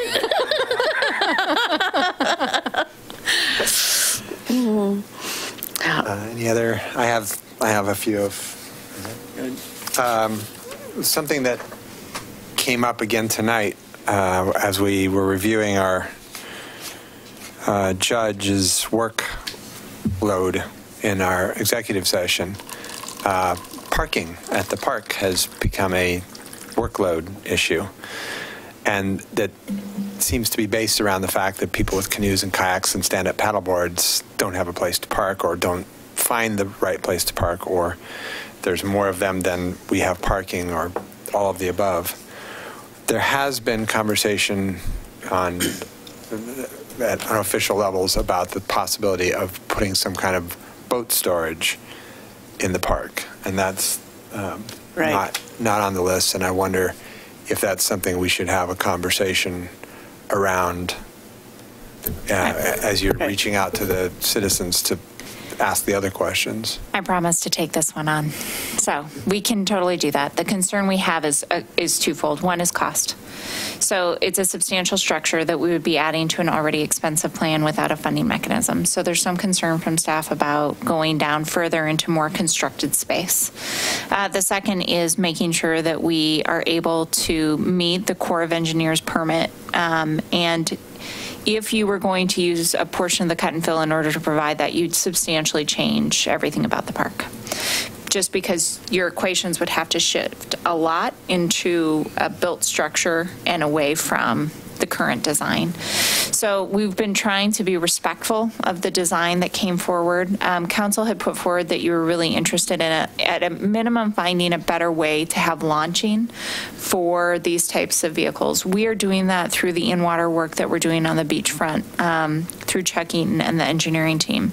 So when we came to you about 6 months ago, we talked about the stairs that we'd be putting in and finding a way to use those as a launch whenever the water was too high. We believe we have found that solution. What it doesn't provide you is parking. What it does, or storage on site. What it does provide you is at least better access for a large percentage of the users for the city who have been interested in that space. Just for full disclosure, we've also talked about whether or not, as we're looking at parking across the street, and as we're looking at the developments across the street, we want to look at some sort of use for parking, so at least people know when they drop off their boat that they're not going 3 blocks away in order to get to parking. But it is a conundrum. It is a serious problem for us right now. The judge sees a number of people who come in with tickets who are very frustrated and very angry because they can't access the water without getting a ticket some days. That's the million-dollar question. So, yeah, so even if it was taking into consideration the possibility of a future boathouse somehow, and it's grandiose boathouse. It could also be a shipping container with a better door. Right. There's boathouses and there's boathouses, but just to consider a possibility of ways that people could keep their boats, their kayaks, their stand-up paddleboards, their canoes there so that they're not having to drive down, not park, leave their canoe, drive away, hope that their canoe doesn't get stolen, that whole thing. Yeah. Just in consideration. I love the Nature Play Park up in Westmoreland, but if there's some more artness that can be thrown in, I'm all for that. I'm wondering how much we've thought about the fact that the events that are causing us to replace our beach and our bridge and all that stuff are going to be coming more frequently and more violently. The fact that this is a tidal river, and if sea level does rise, it will absolutely affect our park. And are we thinking about that as we're thinking about design? Yeah, I think resiliency is very important. Yeah. I notice in the picture we still have the boat dock there off of the we were just asked to provide the original. Yeah, I just but that was something that was deemed not possible by the Corps of Engineers. Is that correct? Or Marine Board. I thought it was a Marine Board. Or somebody said that they didn't want another piling Wouldn't have been Marine at that Board. location. It would have been either Corps of Engineers or NOAA. Okay. Yeah, I'm not sure which one it was. But it was a definite. Yeah, it was a definite. Although there's a condition of approval that there would be a boat launch considered as part of the project, and that we would need to provide a narrative as to why we could or could not provide a boat launch, and that's what the launch is on the left-hand side of the slide. You mean, the launch or a dock? We have the launch. You mean a dock? It was for a light watercraft. Oh, right. Yeah, right. Right. That's the stairway. And that's how that happened. And then, And then on the amphitheater, I attended a concert down in Lebanon, wherever the metro or the mayor's OMA. Is it Lebanon this year?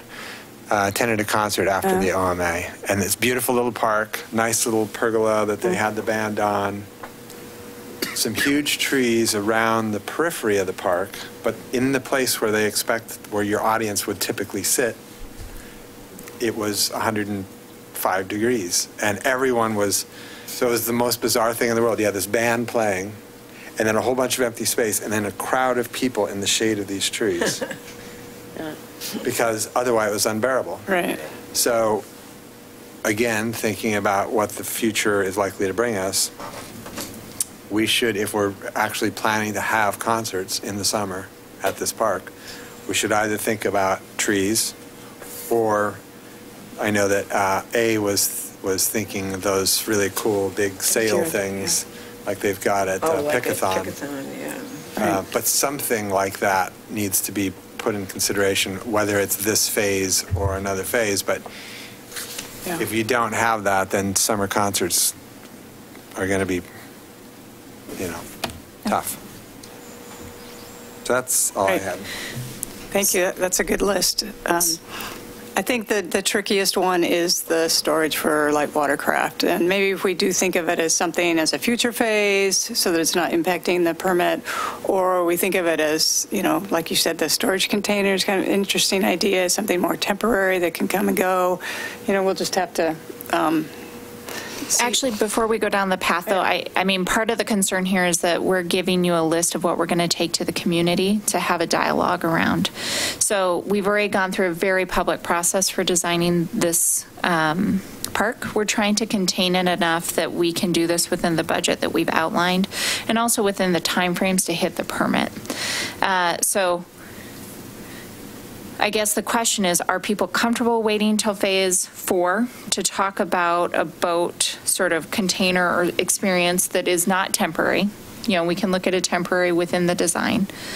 And if not, then we just need to go back and come back with probably a significantly higher valuation for the park as to what we're expecting also for the cost of the RFQ that we're going to be putting out next week.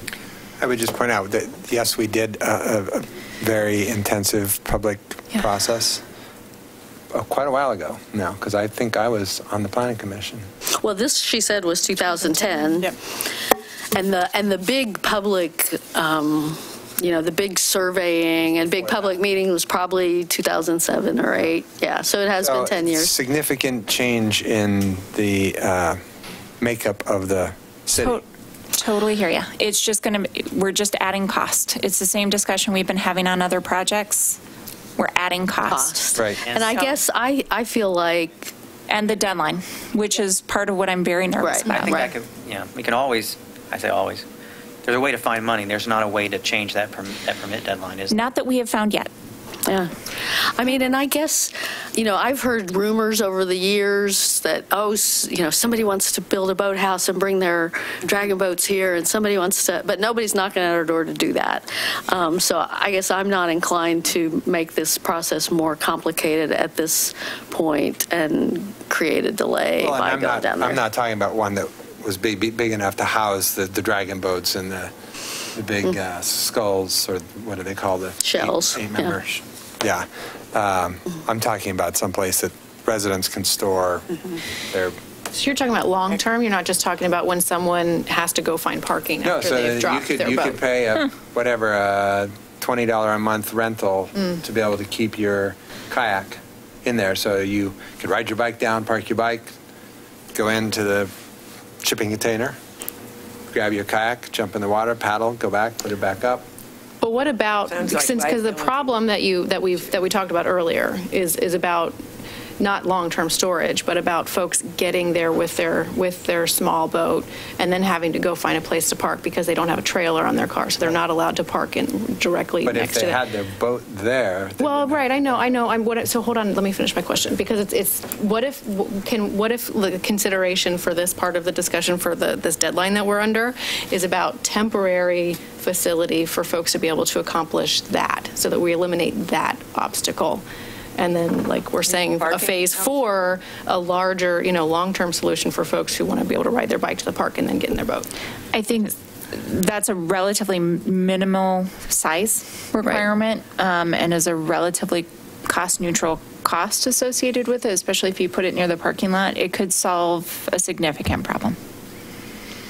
I mean, then I guess I don't understand what's envisioned, but I guess it sounds like there may be a staffing and a security and a... You could do a bike rack, right? A boat rack. It's like something that has you have your lock and you put it on. I mean, I can't say that I know exactly what it looks like. I have no idea either, but it sounds like But I know I can do it with my bike, so I assume that there are ways to do it. Well, and I mean, truthfully, there are these little pull trailers for boats that people could have in their car, could park 2 blocks away and could walk their boat down and then lock that up to something in the park.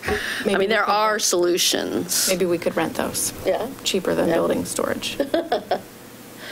Yeah. So there's 2 things. One is storage of your own canoe or kayak, and the other one is rental. Potential for rental, which could be, cross-purposed. Yeah. And the pop-ups are a nice way that happens, too. I mean, because they bring them down on the trailers, and it's an event which is advertised, and that's another way to think about them.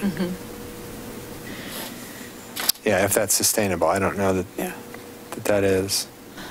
I mean, that's going to be a weekend. That's probably going to be, in our experience so far, it's been a weekend thing. It probably would be. So it's not going to address everybody because some people are out there during the week. But, yeah. So I can't let this go. I apologize, just because it's for clarity so that we can go out to the community.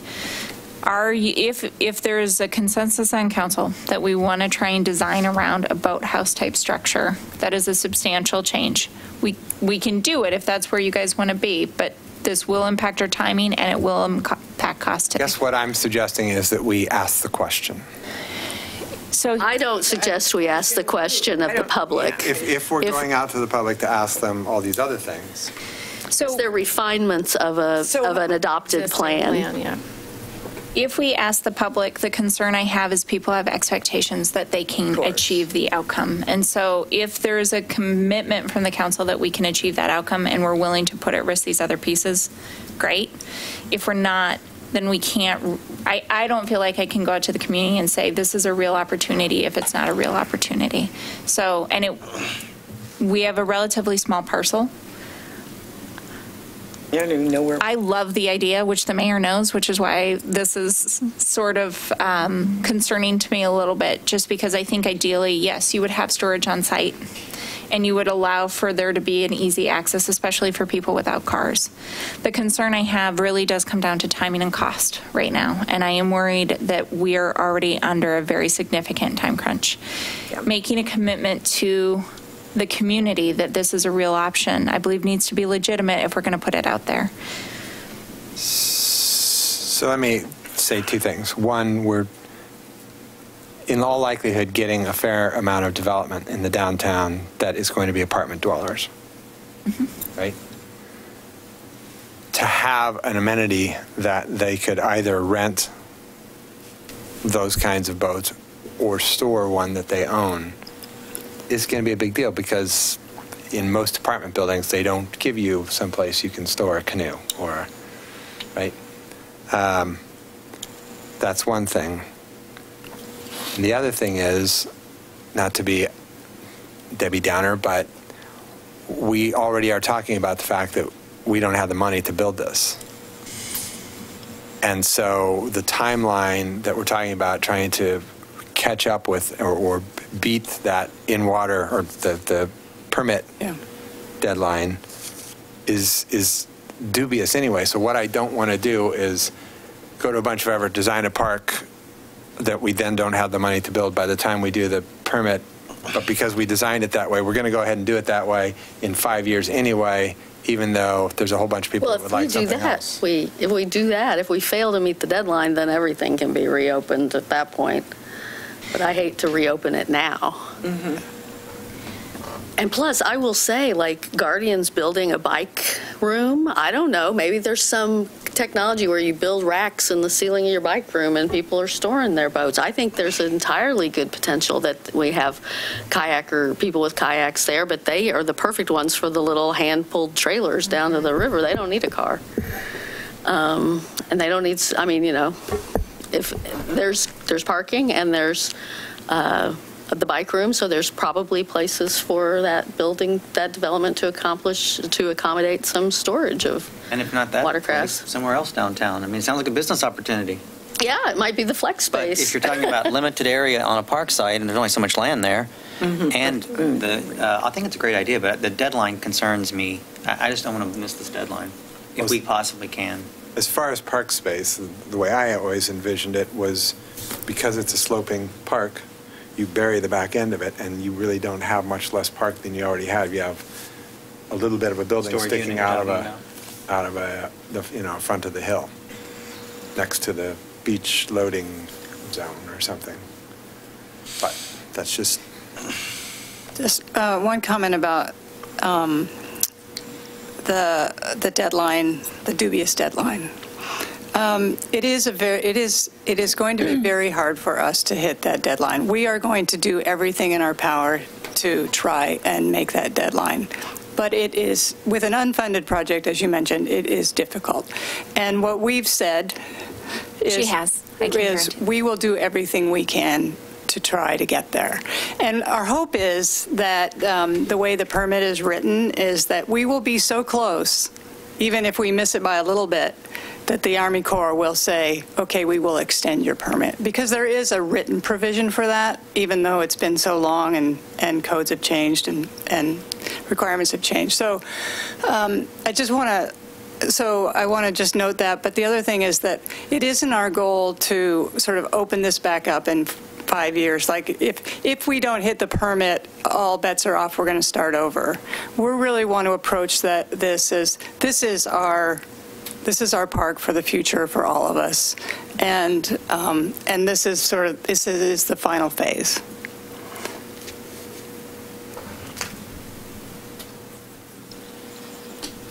So we look at some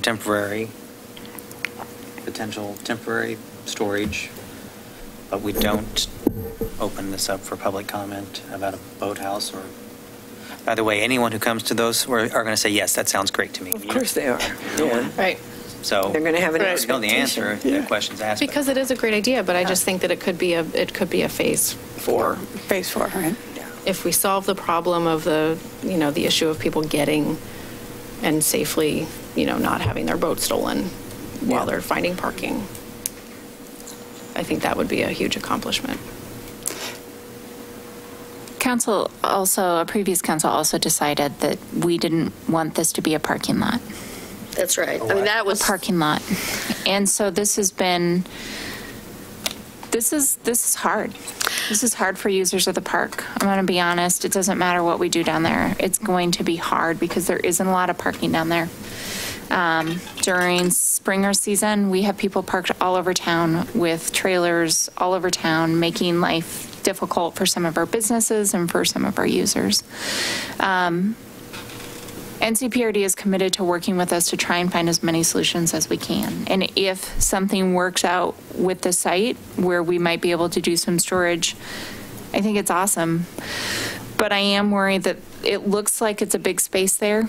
It's really not. It's a tiny space. And I'm not sure that you wouldn't end up covering a huge amount of it with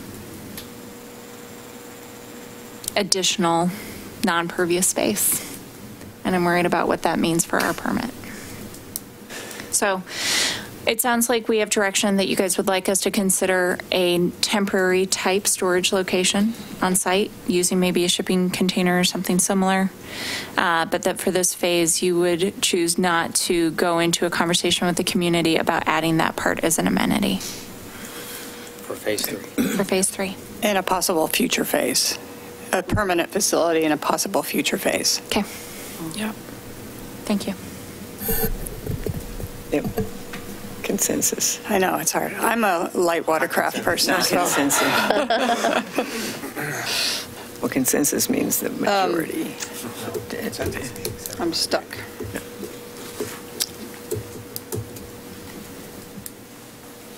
Oh, great. No. We're talking about that later. Facing on to the next one. Did you do that? Okay. Arrow key? There you go. Okay, thank you. I really appreciate your thoughtful comments. So the project organization has changed a little bit as we've been out talking to people.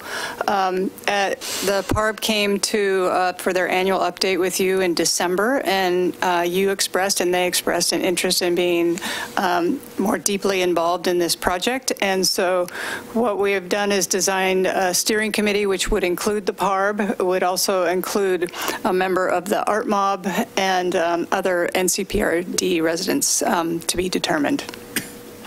We would still have a technical advisory committee. It would probably be our maintenance. If we needed our natural areas person, obviously, we would have them. Maybe somebody from your planning staff to help us through the design changes, and then an executive committee that would be made up of myself and Ann and Kelly and Scott, and we would all report to our respective boards, council. So this is back to that. Actually, Catherine, I'm sorry to interrupt. Sure. Can we go back to that real fast? Yeah. So this is a slight change, and I just want to make sure we call it out and make sure that everybody's comfortable with what we did here. So on the PARB plus Art Mob, this is instead of having a separate board and instead of having a single designee from PARB, we've been trying to work more closely with the things that the city is doing and NCPRD are doing around around parks. This is a way to make sure that we align the board with the outcomes so that we're all working on the same projects and try and get the most feedback to move things forward, sort of like we did on the library task force. So that steering committee is the whole of the PARB, or just a few representatives from the PARB? It's the whole of the whole of the PARB. Plus probably a member or two of Art Mob, and then NCPRD residents from other parts of the district, since this is a district-wide amenity. Got it. And we have crossover on PARB with the tree board, correct? We do. Yeah, right. There is. So does the district advisory board enter into this anywhere? That's a good question. So we were really excited that it was discussed at the APARB update that when the District Advisory Board does get reinstated, assuming that will happen in the spring sometime, then there would be a member of the PARB on that District Advisory Board. So that's that nice connection between the two. So would the DAB would be in that top box if it's see, the reinstated? DAB is advisory to our board, so maybe it would be a side arrow. Okay. Okay. That comes in from the side to our board. Okay. But it's a nice crossover, and it helps us understand we're all coordinated.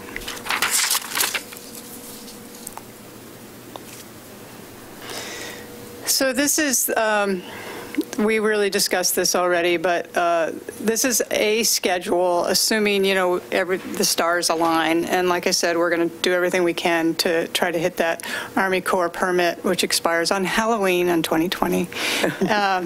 We also need to secure the funding. We know that we may need to go back with modifications for planning review, approval, and also to the design review committee. But the first thing up there we're ready to do, since we've met last, we have written an RFQ, request for qualifications. We have also are in the process of hiring a part-time staff person to help project manage the project. So I feel like we're making good steps to get ready to meet, to give our best to this schedule. So the next step would be to select the design, put out the procurement, select design and engineering firm. I'm assuming it would be a landscape architect-led firm.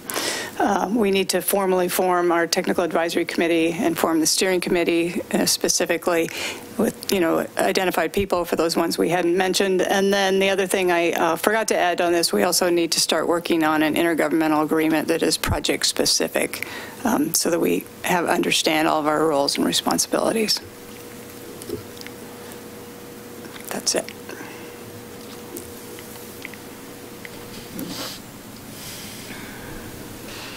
Thank you. All right. Questions, comments? I have some questions. Sure. And I don't know if it's better appropriate to answer these, but my questions are in relation to the STCs. Yeah. So did you say that we have roughly 1 million in STCs? There's specifically about 1.3 million. We have some projects in the pipeline that we're working on, acquisitions. So that's a potential number, and then I know that there are projects in the pipeline that would add to that. Currently, we have Milwaukie is its own zone, and in all of our district, all of the money that is collected in a zone stays in a zone. We are updating our SDC methodology right now. Councilor Parks is on our steering committee for that. We have another meeting tomorrow night, and we'll be looking at different ways that the funds are collected and spent.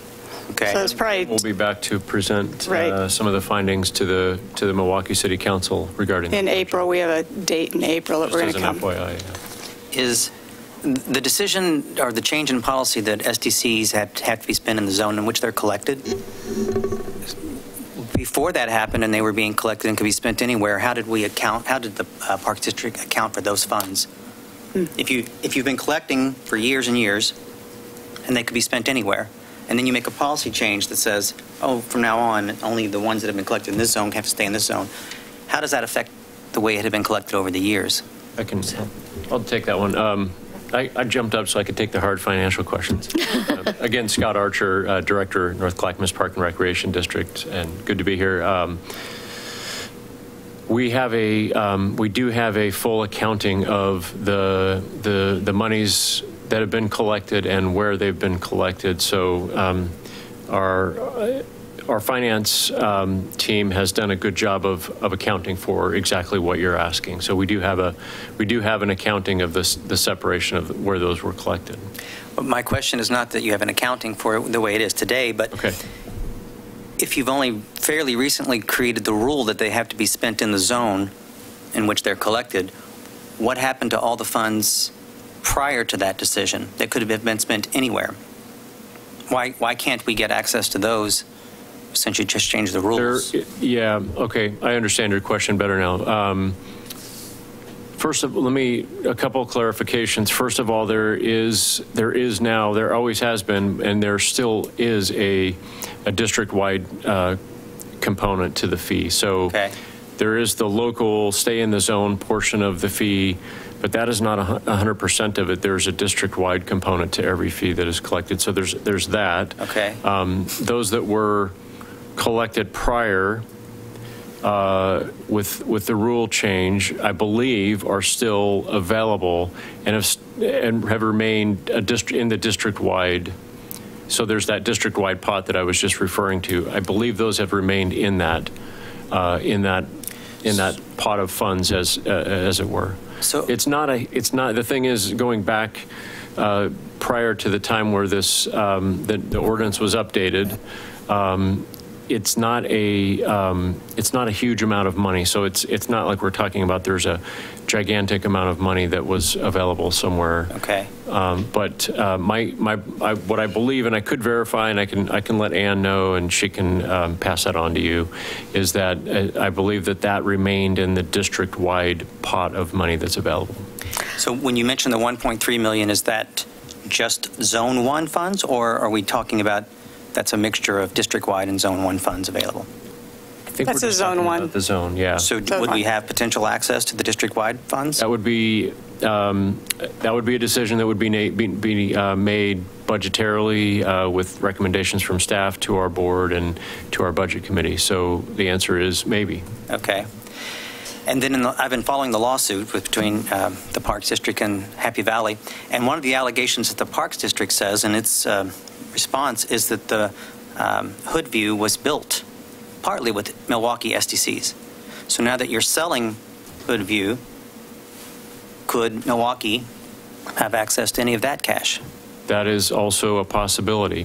So the Hoodview sale will net the district, the Park District, $14 million approximately in cash, of which immediately right off the top we have to repay the debt that's still outstanding on Hoodview, which is about $5 million, just under $5 million. Okay. So that the remaining approximately $9 million will be available for various uses to be determined through the typical processes. So yes, that's certainly one of the big considerations of us making the deal on Hoodview, is that we're freeing up capital that is essentially locked up at one major facility and making those funds available on more of a district-wide basis. So that is a consideration, and certainly one of the considerations could be this project among other district needs. So the idea is that money would go towards various district needs and to be determined. So yes, that's something that we're certainly thinking about. And it just needs to go through the process of the decision making. Well, given that this amenity is really used by many people other than Milwaukie residents, it seems like a district-wide kind of project. And if we had paid money into a facility that is being sold for cash, it'd be great if we could get some of that back, given our tight deadline on the construction permit and our lack of funding. And so whose door should we be knocking on to... If you're saying that these are considerations, Commissioner Bernard. I mean, the way you're saying, Chair Bernard. I know that you're not here to commit money to us. I get that, but who can I pester? Who can we pester then? Well, you're on you've made a good start. In the right place. Certainly, we'll have staff will have the ability to make recommendations. Ultimately, it is the board, our board of directors, the county board of county commissioners, which is also the NCPRD board, of course, and that will be made through a decision-making process. So our commitment is this. And by the way, thanks for asking that question. Just a slight sidestep here. I've got some flyers that are hot off the presses today that I'm going to leave with your city manager and ask that those be passed around to you. Some updated information about the strategic partnership is actually what we're calling that transaction. And I'll just pass those around, but so the Hoodview in exchange for Concord, and now I think hopefully of excitement for the city of Milwaukee is Wichita School and also Clackamas Elementary.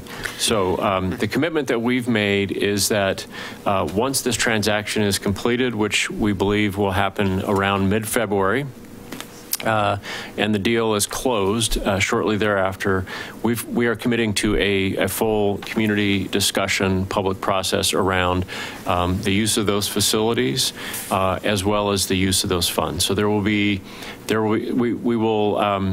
will have to be a little, I just want to urge a little bit of caution about what I'm saying and how you're asking that question is we have committed to a process by which we will determine the way that those funds and those facilities will be utilized for the district residents. So there will be a lot of opportunity for discussion, and again, so ultimately that will be the board that would make the final decision on that. So this transaction is not going to be held up by the litigation? It is not.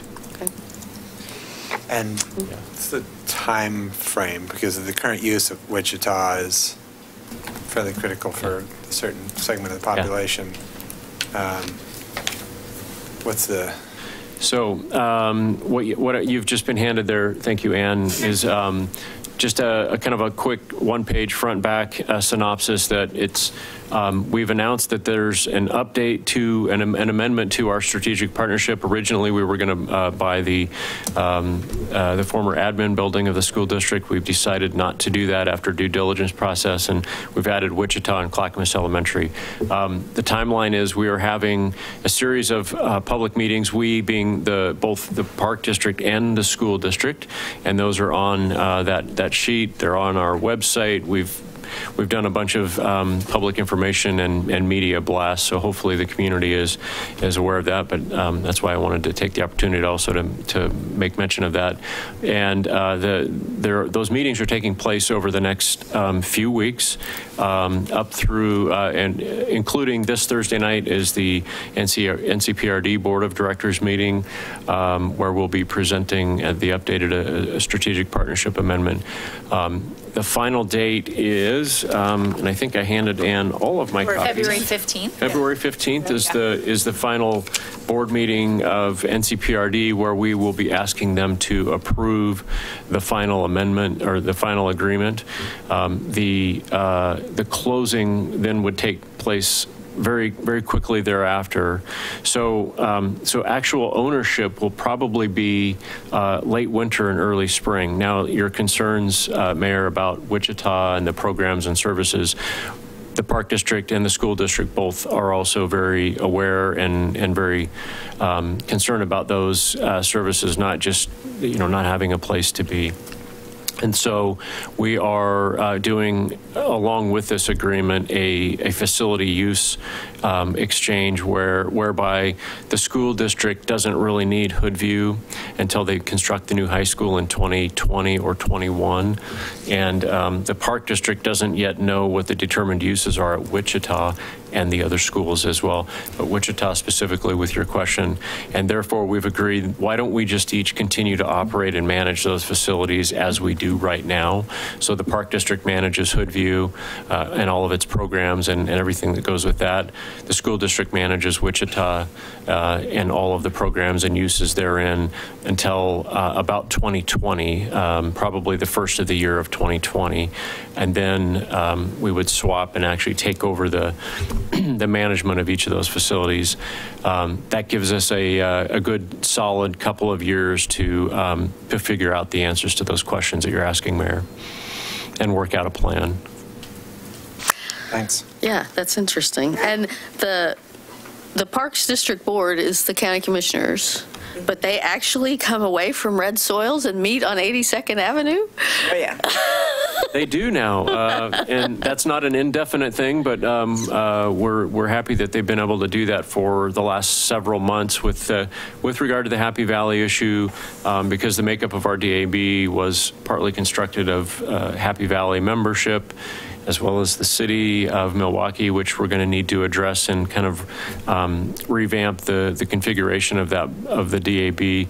But because of that, and putting the district advisory board on sort of a hiatus while we sorted that out, the board agreed to meet within the bounds of the district on a monthly basis and just meet only as the NCPRD board, which is the first time they've ever done that. And it's been, the meetings have been, I think, very effective and it's been very good, very positive. And what is this facility? Oh, that's the... is that the firing range? Clackamas County Sheriff's Office Public Safety Training Facility. Oh, it is? Okay. It's the gun range, but there's also, there's very nice meeting space, community space that we use there, and it works well for our board meetings. Got it. So we encourage and invite the community, certainly the city council, anybody that would be interested, 6 o'clock this Thursday at that location, and then there are other dates where we'll be meeting as well to review that strategic partnership. This is just maybe a refinement of the questions that Councilor Adman was asking you about, I mean, there's the Zone 1 is just Milwaukie, or is it Milwaukie and our UGMA? It's the latter. It's the Milwaukie UGMA. and the UGMA. Okay, that's what I want to make sure that we were getting the UGMA credit into there, yeah. Yeah, because I do think it's, there was talk, back when anyway, there was talk when they were going to constrict the parking so much, and that was a much negotiated, factor of this park, that we should limit it to just Milwaukie people, and how are we going to enforce that, and check license plates or issue, stickers, passes or something, yeah. But, yeah, I do think it's a much wider regional amenity that's used by plenty of people outside Milwaukie, and Milwaukie ratepayers shouldn't have to pay the full freight for it. Yeah. Well, and to your question, Councilor and President, the point is well taken that there are potential available funds that we should be looking at, and the point has already been made earlier that we're exploring all potential funding sources for this project, and so we're committed to doing that, and we're going to explore all the different potential and possible sources of funding, including what you've asked about. And we can't say for certain with certainty yet what those are all going to end up looking like, but we're definitely, this is an important project. The NCPRD is viewing this as a very important district project. It's very important, obviously, to the Milwaukie community, and so that bears us looking at every possible funding source, which we're doing. So. Thank you. Yeah. And thanks. No promises, but we are, other than we're looking and working hard on that. So yeah. I appreciate it. Yeah. Any more questions or comments? I know I had a question about a different park, and now I'm not remembering what it was. Oh, well. I do know, since you're here, though, we can announce that there are work parties coming up at Three Creeks and at Spring Park in February, and check Facebook or check the city's website for details on those. Yeah. Thank you. Sure. And we're always happy to come back and talk about other projects as Oh, Wichita, sure. That's really... Yeah. The park. Yeah. Yeah. Is that progressing? Everything's on track. It's going to break ground. Submitted for permits in December. So a development review permit and a right-of-way permit for the Monroe Street Greenway changes. And we're getting that ready for procurement as well. And the goal right now, we have to make a decision of whether it goes out to bid while it's permitting or after we get the permit. But we do expect it to be bid this spring and construction to begin in the summer and completion next fall. Great. Yeah, so it's coming along very well. Good. Exciting. Thank you. Yeah. Thank you. Good to see you. All right. Thank you. Thank you so much. Thank you. Gary, come on up.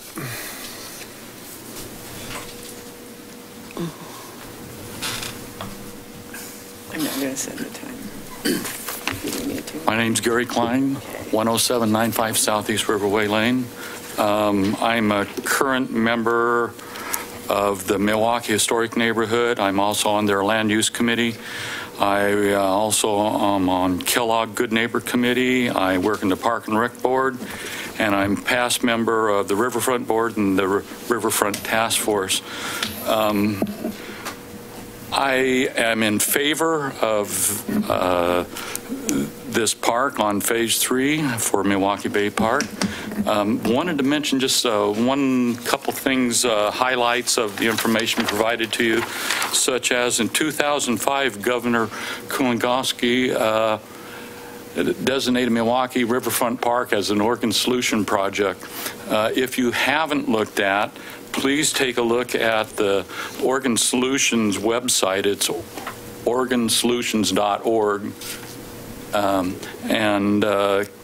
Open up the map, click on the area that's Milwaukie Bay Park, and it'll bring up the 20-page document that people signed in 2005 that says all of the things they would do to try and help build Milwaukie Bay Park. And also, if you notice in there, there's a picture of Ted Kulongoski, our governor, tearing down the buildings down here that we were doing in conjunction with the expansion of McLaughlin and Milwaukie Bay Park. And so he had a personal interest in it, and his staff was at all our meetings that we had jointly, and I was involved in it too. Take a look at that. I think it'll give you some ideas. You're saying funding. There is some points in there where some people said they may fund certain portions of the park, of which I don't think anybody's tapped into. So that would be something good. Also, you mentioned a water fountain. The way the water fountain was designed, it was a two-phase in the old one, and it was going to be flowing down to a pool. The top really wasn't meant for people. The bottom may have. I certainly like the idea of expecting people to and building it that way. Also, you mentioned boat storage. Either in the task force or the board, we were confronted by several people. One, we had a sternwheeler group that was looking at moving a sternwheeler here, and we went through that issue, and it didn't look practical. As you said, we're not that big of a park, and we just couldn't have done it. Max Pit area, or the old pawn shop down here, property Milwaukie owned at that time, and they were hoping that they could have set up shop there and then walk people across, but the whole thing never panned out, so we didn't come up with a recommendation to go that route. Then we also were approached by a rowing club. So people certainly think of Milwaukie Bay as a good spot, and people are always looking at it. I think that you were talking maybe Phase 4 or something down the road, maybe. But as everybody said, if we only have through October 2020 to work the permits before we lose them, I think that's what we ought to point for and try and get it done. Just picking up some of the things you said. Also, in the Good Neighbor Committee, we had some restrictions. I'm an original member there, and we could only do 80% of our money that we could acquire through Milwaukie doing their $1 per sewage bill, building up and using. And we're I think about 60% or more, so there is some funds available, but we would have to analyze it and see, and then of course we would have to vote and go through the pattern to draw funds from there, but it's very minimal compared to what we're looking for. But there are other prospects. We did have a firm hired for a while that helped us find prospects, of which didn't pan out as well as we'd hoped, but I think some of those still are prospects. That's kind of always been on my mind, is that we really let I mean, I know the council at the time got discouraged because they didn't raise any money, because basically the guy was told, you know, well, we're not going to put any money till the city has some skin in the game. And then we built Phase 2, and then we didn't go right back to them. And that's what we should have done. And that was a big mistake. And we didn't. At the time. I agree. Yeah. And so that's why I'm referencing it. I think we shouldn't forget that. We've got that tucked away and somewhere. There should be some files of info on who he talked to. I don't personally have it, but I'm hoping you do. I did talk to Joanne Harrigal, and she had a file cabinet, and she put everything in it. And so... yeah. But we've gone through so many people since then. Good luck. Yeah. I know. We're trying to find it. Yeah. I appreciate that. I was going to say, that's, you know, that whole thing about fundraising is not just limited to the Park, but also the library and our Open Streets event. And we have so many things. And we're not fundraisers. I mean, we haven't, you know, I don't think any of us come from a fundraising background. It's probably not what we do easily, but maybe we need a consultant to come teach us and hold our hand and turn us into fundraisers. Very soft shoe. And actually, we do have a minimal fund still put aside. Oh boy, I can't even think of where it's at now. But we do have somewhere between the $15,000 and $20,000 range. Yeah, I thought it was closer to, it might be closer to 10, but I'll check. Okay, thank you. We did look into it. Any questions? I just, off the top of my head, tried to answer things I heard you talking about. No, I don't. Thank you. Helpful. Thanks for your institutional knowledge. Oh, yeah. Yeah, I want to look up that Oregon solution. If I can help in any way, let me know. Thank you. Thank you. Thank you. We're doing committee assignments. Committee assignments and then input on legislative and regional. Okay, if I just really quickly checked in with my sitter. Just like Can we take a, let's take a 5-minute break? Yeah. Yeah, thank you. Okay. We will resume this meeting in 5 minutes. Yes, we do. I don't know what in the world about. Status of lawsuit.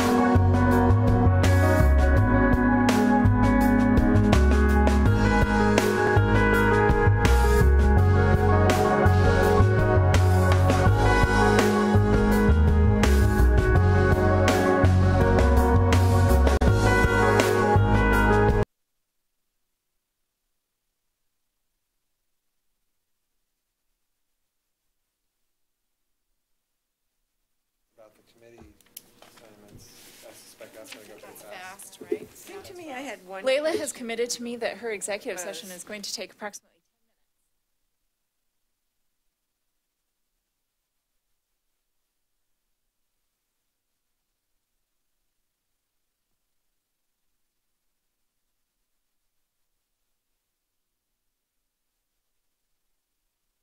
Okay, all right. I just want to kind of give her the. Oh, I'd say, yeah. An hour at least. 45 minutes anyway. Yeah.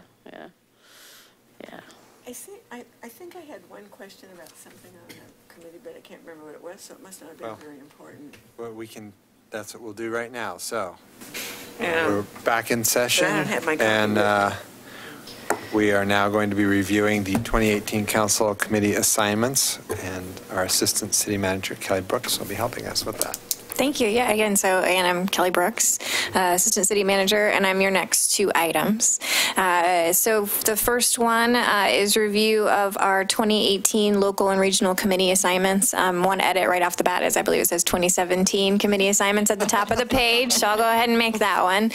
I did receive, I'm not going to walk through all those with you all because it's a fairly lengthy document. You all are very busy people. But if you have had a chance to look at it, tonight is just about providing me feedback, answering questions. What I'll do after I take all that in, I'll make the corrections and then bring it back for adoption at our next meeting. So with that, I know I did get some corrections back from the mayor. I believe to the extent that I was able, I did incorporate those here. The way the document flows is anything that's not grayed out is active. If I have it highlighted, it means I do have a vacancy there, and that's a question that I have. And then anything at the end of the document that's grayed out are committee assignments that aren't continuing. So with that, I'll actually just open it up to you all and see if you have any questions, comments, corrections. A couple. Okay. So I am assigned to the Regional Wastewater Treatment Advisory Committee, and this is on page RS 127, which has been disbanded. They now have a larger committee in which Milwaukie doesn't have a direct representative. Car and Power happens to be on that committee as a ratepayer, not in any official capacity, but they also have it now. They have what they call an elected officials forum for all the cities involved that you list. Okay.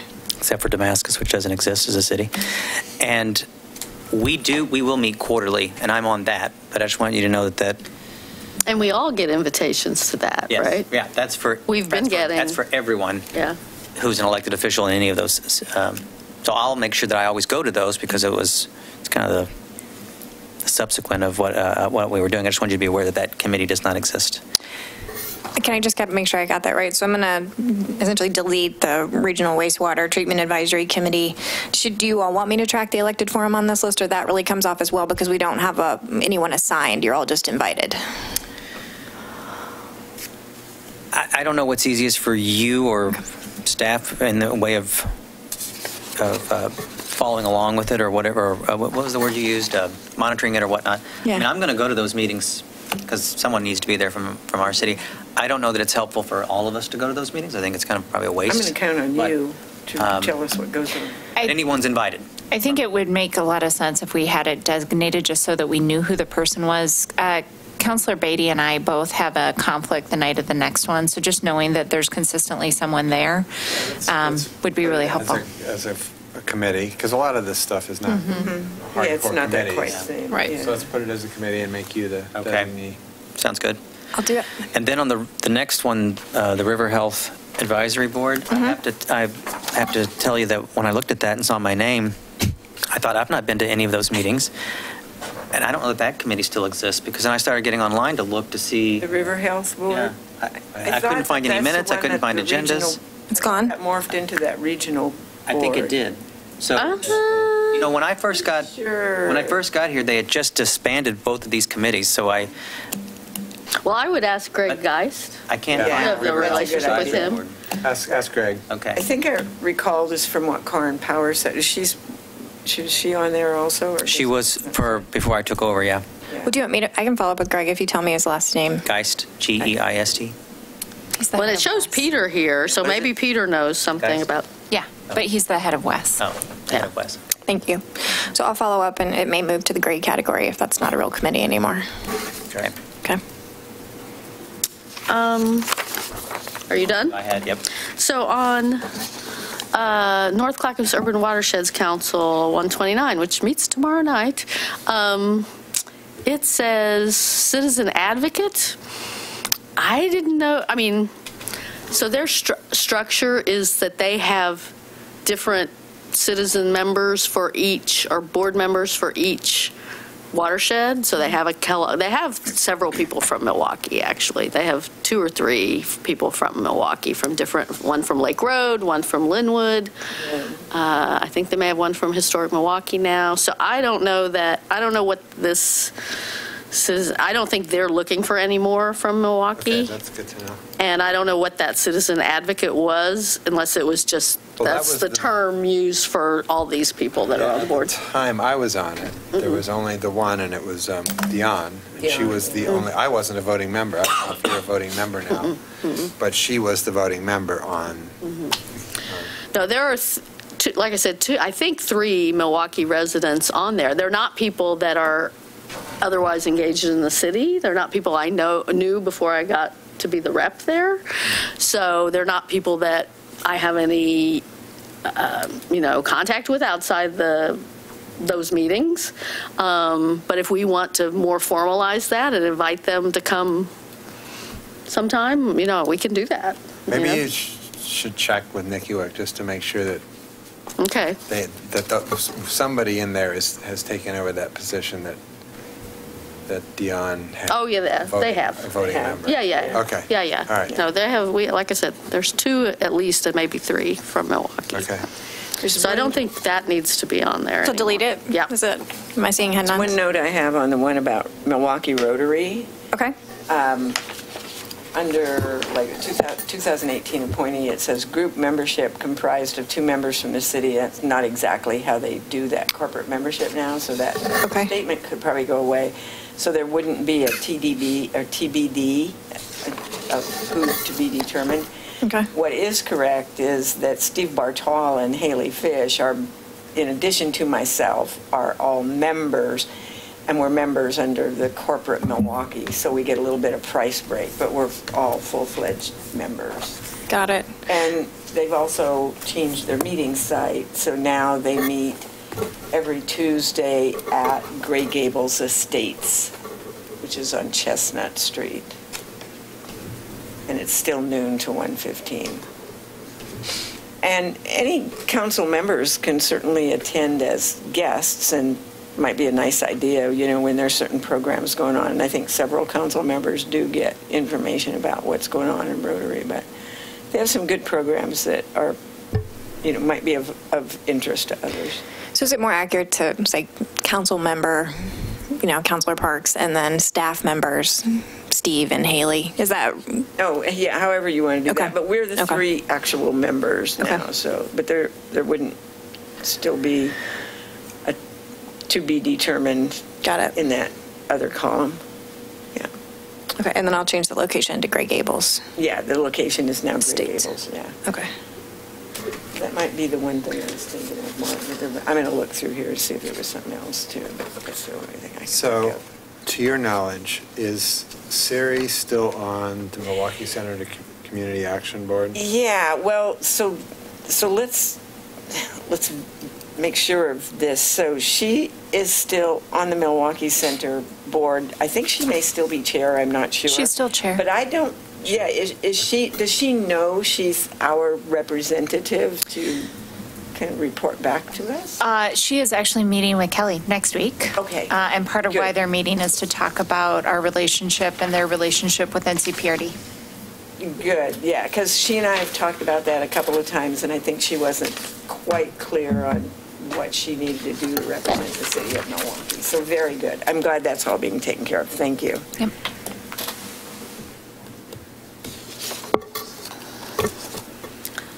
So I generally like the gray. It's always nice to delete things. But the Oregon Passenger Rail Leadership Council. Oh, yeah.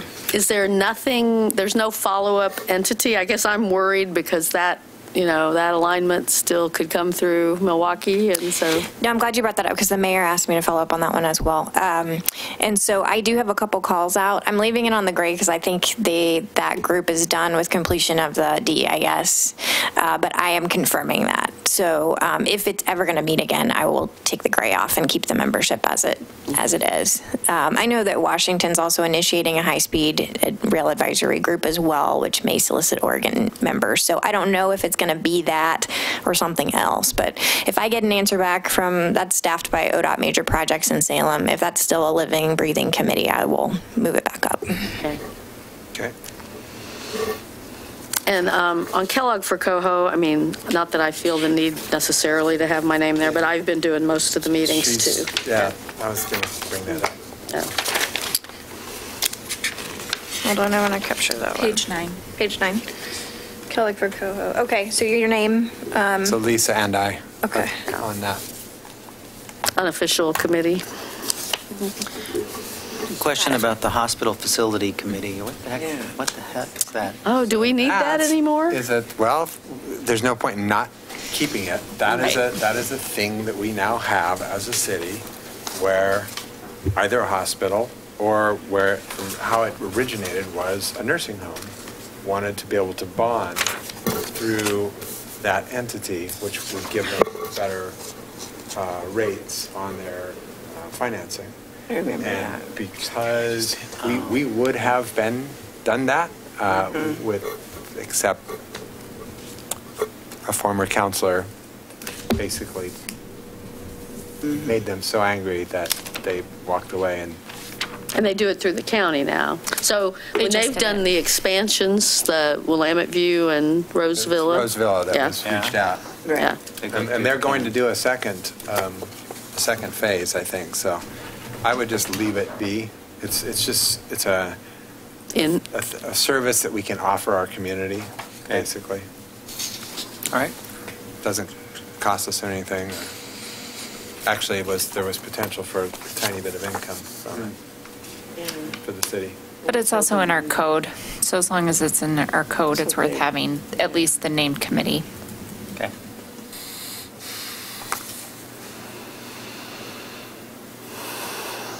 Okay. Anything else? No. Is it good? Okay, thank you. Shane, do you have any committees left? He has several. The wastewater is. I wasn't going to mention that part. Taking a dark turn now. He's on the audit committee. Audit committee. And who meets with the fire department? Is it you guys? The two of us. Okay. Yeah. I saw Shane's name somewhere else. It's on there a couple places. I think we're finished. I think we're good. Yeah. Thank you. All right. Well, he's on the cap. Yeah. Yeah. So, Yeah, that's right. yeah. That's going to keep him busy.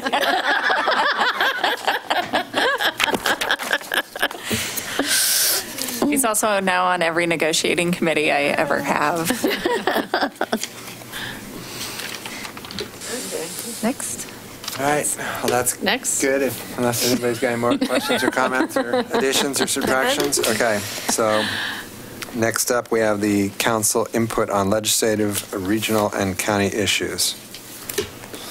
So this is going to be relatively high level. This is the beginning of an update that I'll be doing throughout the short session. And so what I'll be looking for tonight is this about the right level of information you're looking for? What would you like me to do differently? I actually used to be a lobbyist, so I'm painfully aware of how much I don't know in terms of actually being in the Capitol on a day-to-day basis. So I'm going to give you my high level overview today, and we'll go from there.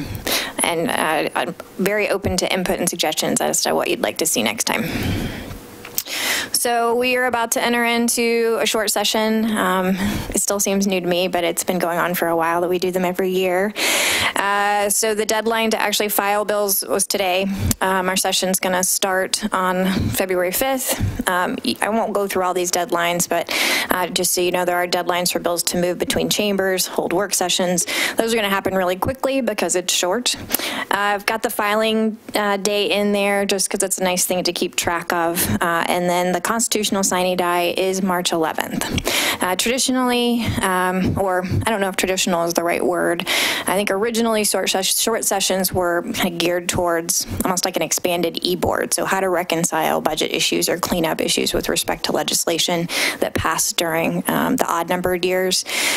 They're getting a little more into policy this time, so I want to touch on some of those kind of high-level priority issues that are circulating out there between the governor's office and leadership. So, and I'm only going to touch on these at a really high level, but if you tell me these are the things we care about, I'll go forth and learn more, or also definitely dig into the groups that are tracking them most closely. So I'd say before I start into any of these, the Measure 101 is hanging out there right now. So that's a drastic funding hit to the state of Oregon if for some reason that funding is repealed. Not only in direct funding to the state, which is about $352 million, I believe, over this biennium, the 17-19 biennium, but also in the federal matching funds. So if for some reason that does not... Which is how much? For the watchers at home. 960 million. 960 million we walk away from if you vote no. Yeah. So if that election is next week, if that comes back and that funding is repealed, I think you'll see the conversation happening during the short session to be drastically focused on that topic, because then you're at a place where you do need to cut benefits or find additional revenue. So that's hanging over the whole conversation. The top priority of the governor has been how to address the pending shortfall in PERS. And so what I think you'll see the conversation around PERS this time is an emphasis on how to create side accounts and a potential incentive funding by the state. So they're talking about potentially matching up to 25 cents on the dollar if you're willing as a city or a school district to set aside some additional funding for future PERS liability. You won't see, from what I can tell, any movement to capitalize that fund in this session, just the rules kind of creating it. It also sounds like they're going to be focusing on schools first. Seems to be the largest, at least state, PERS liability with schools.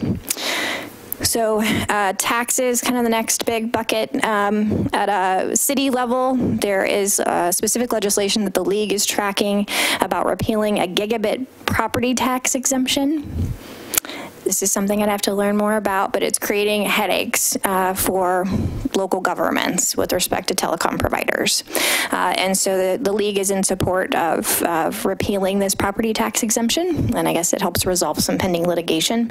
So we could look into what that means for us. I haven't had a chance to do that just yet. The next one is related to state and local marijuana tax payments. Right now, those are confidential. That actually creates issues for local governments in terms of transparency. So this revokes that confidentiality, if that makes sense, which allows cities and counties to be in compliance on the public transparency side. And then last but not least, there was a fairly massive federal tax bill that was passed, and there will be implications for the state of Oregon with respect to that. I don't know all of what those will be, but there's placeholder legislation, and there will be some discussion around that I think will be worth following closely. And then the third big ticket item on this slide is cap and invest. This has been under discussion for a long time in the state of Oregon, but the purpose of the bill would be to set statewide greenhouse gas reduction targets and establish a set of regulated entities that would be required to acquire allowances for those emissions. And so right now the league is neutral on this legislation. There's not a draft bill that I've seen. I've seen policy bullets and differences between the House and the Senate, which I'm not going to get into here, but that is one where the league may not be taking a position, but the city might want to take a position. So just wanted to flag that for you. Another priority that will be a focus, particularly for the governor, is opioid epidemic. And so they've had a series of task forces. I believe they may be setting up some more, but they'll be looking at barriers to treatment, establishing a pilot project to provide peer support. And then I think the most concrete legislative change will be to require everyone with prescription writing authority to register with the prescription monitoring program, because there are some folks that can write prescriptions now that aren't tracking that in the statewide database. Building inspection, this has direct city impact. From talking with Sam or our folks today, I don't think it would change much for us, but it would essentially allow cities to hire third-party contractors to do building inspection. I believe the focus or interest there is to speed them up, which could speed up construction, housing, building more houses, because everyone across the state is concerned about housing availability and the shortage of housing. So I think we'll be following this one closely. Again, the league has staff directly on that as well. Does the league have a position on that? I believe they're supportive because it provides greater resources, or they're tracking it. I can give you their exact verbiage. It kind of depends on how it shakes out. It's a good tool for municipalities to have, but you don't want to infringe upon the municipality's authority to, enforce its own building codes. So it's a watch and see, I think. Almost makes me wonder, though, about liabilities, too. I mean, if we get into a situation where third parties are doing the inspections and they blow it and there's a fire and it's deemed that it was obvious in the, non-inspected electrical or whatever. We started talking about this today. We just need a little more time to talk to Sam and better understand the bill. Yeah, that's my first I've heard of it. Yeah. So, it was in the league, like last Friday's newsletter or whatever. So I'm happy to look more into this one, and we'll do so, because I think, again, there's a lot I don't know about this one in particular. And then the last one I'm going to flag is with respect to gun safety, because it will likely be high profile as well. It's called closing the boyfriend loophole. So there are restrictions on gun ownership or purchasing new weapons if you are a spouse, you're married to someone, but there's a loophole for domestic partners or boyfriends that may have stalking violations or other things. Yeah. And so this all related to abuse. Yes. Yeah. So this is to close that. So those are the big ones that I'm aware of right now. With that, I mean, I'll kind of stop and just see what else you've heard of that you want to share. The fact is, you all are very engaged in a lot of different forums where you're going to get kind of even more up to the date information from your colleagues or associations that you're a part of. So if there's other things that you think are worth raising here that we should be tracking for the short session, I'd love to hear them. My primary mechanism here will be the league bill tracking services. We don't have a massive government affairs team. I think it's me, from what I can tell. Yeah. And so we'll be tracking that. And I think for the short session, that's okay. I think that actually works pretty well. We probably should talk more about that heading into the next odd year. If we have specific bills or budget items that we feel like are really important for the city to advance, we may want to think about how to resource that. One of the things that Kelly also said when we talked about this was that these groups are exceptionally good at fighting for 90% of the bills, right? So LOC is really good at LOC bills, going out and fighting for LOC issues. And if we're in alignment, then that works great. And hiring additional staffing really doesn't make a lot of sense. Where she's seen it make a lot of sense is when it's a funding priority specific to the city, where having somebody on site at the Capitol, if there's an issue we're trying to get funding for specifically for the city, it may pay off for us to actually have a discussion about hiring somebody to try and do an appropriations level request, but that having her, unless she is going to go hang out at the state capitol every day for the session, it probably is, she's going to be behind the 8 ball to most of the organizations we already hear from. Okay. So I'll be happy to, because MMC now has a lobbyist, they give us pretty up to the minute updates, and I can just forward those to. I was going to say, you started forwarding them in the end of last session. Have they started yet for this session? Not, other than sort of really vague, kind of like this, sort of predictors of what they think might come up, and it was actually even less detailed. Some of these they didn't have. Are you, when I do the _ city council, Yes, she Kelly, can get send- those? yep. Okay, so I'll just forward it to that, and then everybody will have it as soon as Great, I get thank you. those. So the only piece that I would ask is that we have a resolution that we passed 2 years ago to support the cap and trade bill that was on the books then. How specific was that, and do we need to revisit that and pass a new resolution in order to support We'll this pull it. version? We'll grab it. I actually thought we did one last year too. So it's We may possible have. you did an older one, but, Yeah. and we were really cautious about putting too much detail in for this reason. So if it works, we'll use it this year. If we need to bring it back for another vote, we can bring it back on the 6th. Okay, cool. Thank you. Yep.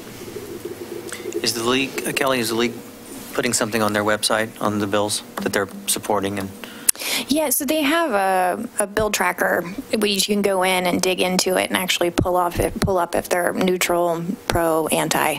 And so it would be more, I'd have to go in and look and see if there was one of interest to someone and what the position is. If the bulletin that they put out has the high level one, so that was kind of where I was grabbing if you were neutral okay. or anti. I know last year they had something they would do weekly or whatever. Well, yeah, no, I think their system is pretty robust, actually. They do a pretty good job, tracking them once it starts. But. And they're also hosting, I think, 2 different webinars, too, to kind of just deep download on everything and pepper them with questions. So I think I'm going to learn all of the resources that they have and see how much we can get out of that and see how that works for the short session. Okay. Yeah. Speaking of LSC, if any of you have particular interests in bills that are likely to come next session for the odd-numbered years, LOC has subcommittees that do the policy work. It's usually 4 meetings, I forget, down in Salem with that subcommittee, and then that's what generates that list that we all saw at the end of, when did we see it? Spring, maybe, for the cities to say, these are our important issues, and then that's what LOC concentrated on. So it's an opportunity to get engaged in LOC at the policy level. I serve on the Community development. energy and environment. We both do. LOCs? I have that on my list. I haven't attended that one, I guess. Yeah, you were doing. Your name's on the list. Send me that. Along with mine. They did that to me last year, too. They stuck me on transportation, too. And I all of a sudden got this thing, your transportation meeting is on my, and I went, what transportation? We can do a double check and see what's currently posted Okay. for each of you. Do we know, is there a lobby day this year? They're working on it. Okay. Yeah, that's what it said in the last.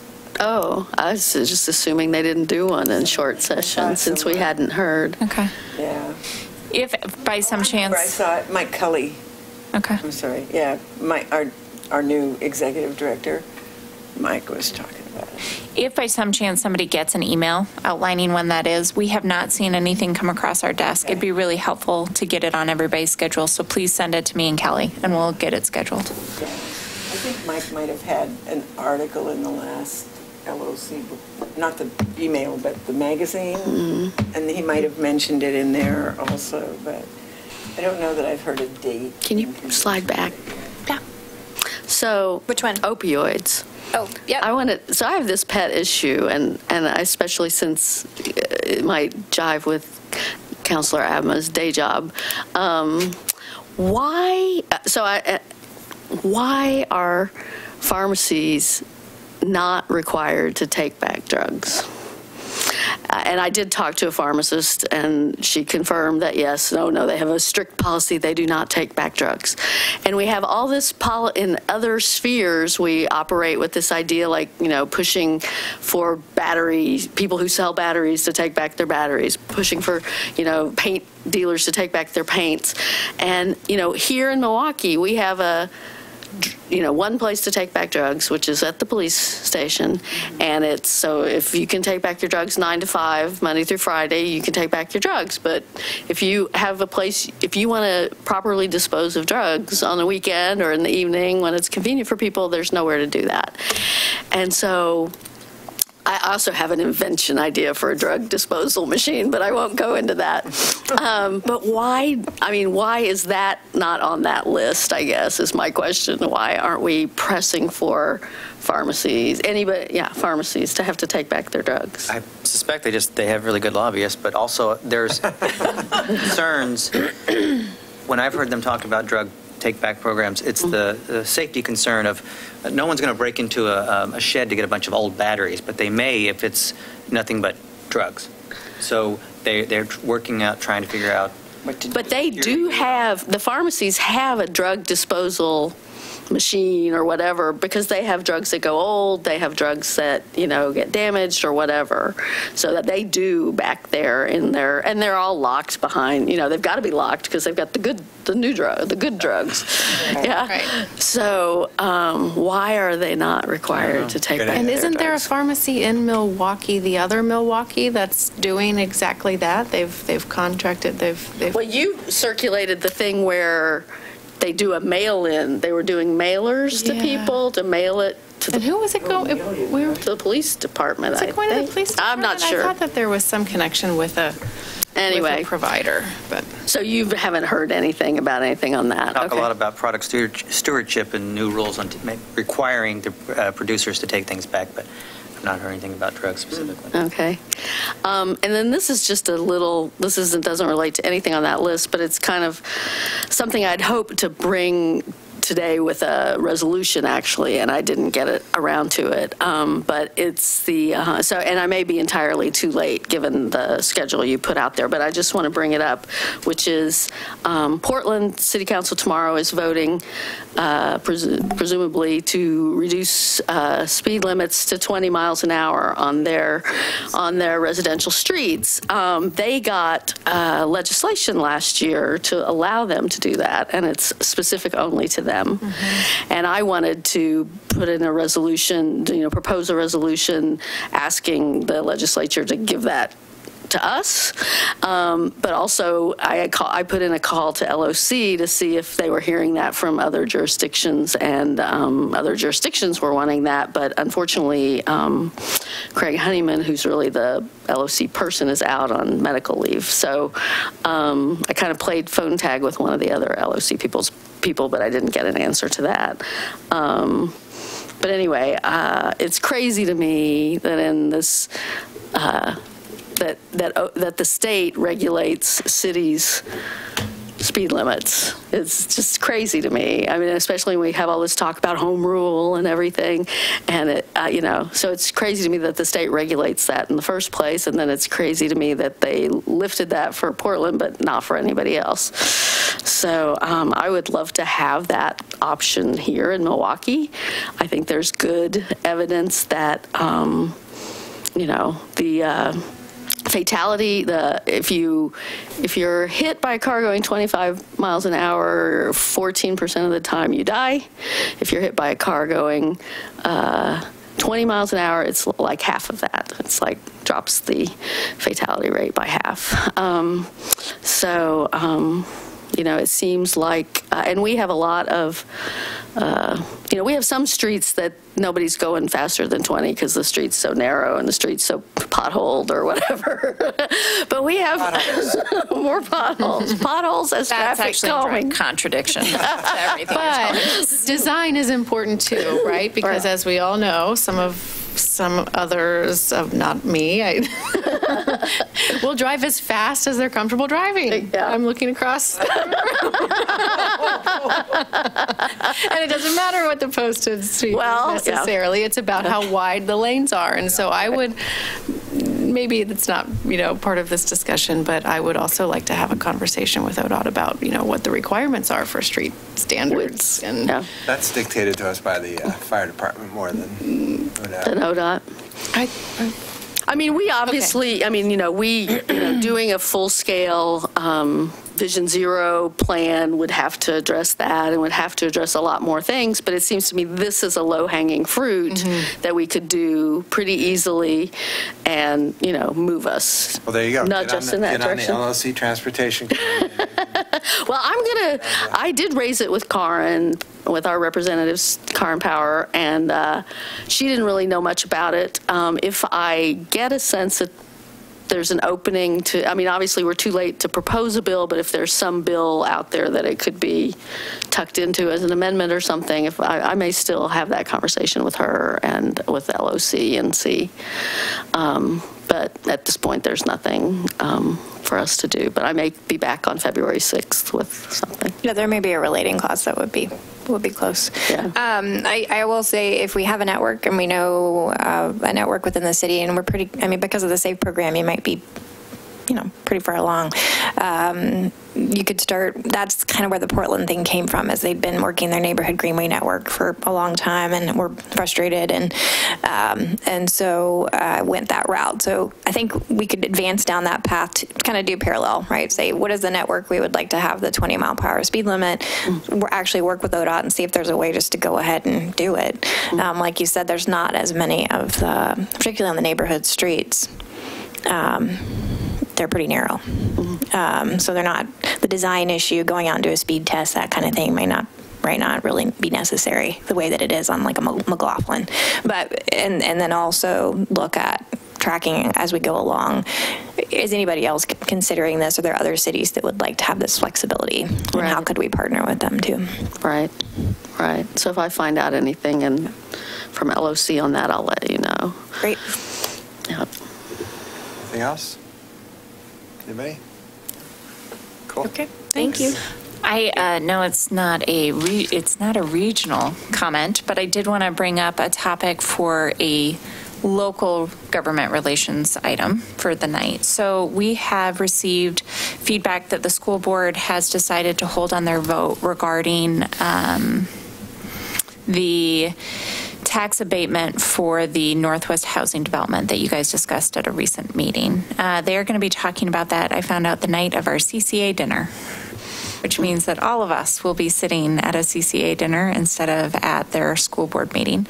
I'd like to recommend that, just based on the energy and passion that all of you spoke with, that we should probably send the school board a letter outlining what your concerns are about not approving this. If the school board does not approve this, we don't hit the 51%, and that means that the tax abatement for Northwest Housing is only specific to the city abatement. It's not specific to the entire abatement for property tax. There may be other alternatives as partners that could come to the table in order to get that 51%. We're looking into that. But this is definitely the one that's been used in the past for other cities who are interested in providing abatement for affordable housing development. So if you guys are comfortable, I'd like to work with staff to develop a letter this week, and to get that letter to all of you. I will please ask that you do not reply all, but if you have changes that you would like to make, feel free to send them back to me.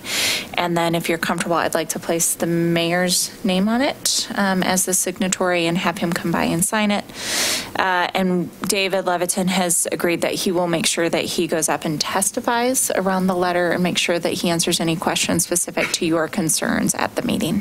Cool. Great. I think that's a great idea. Thank you. Any concern? Okay, perfect. Thank you very much. All right.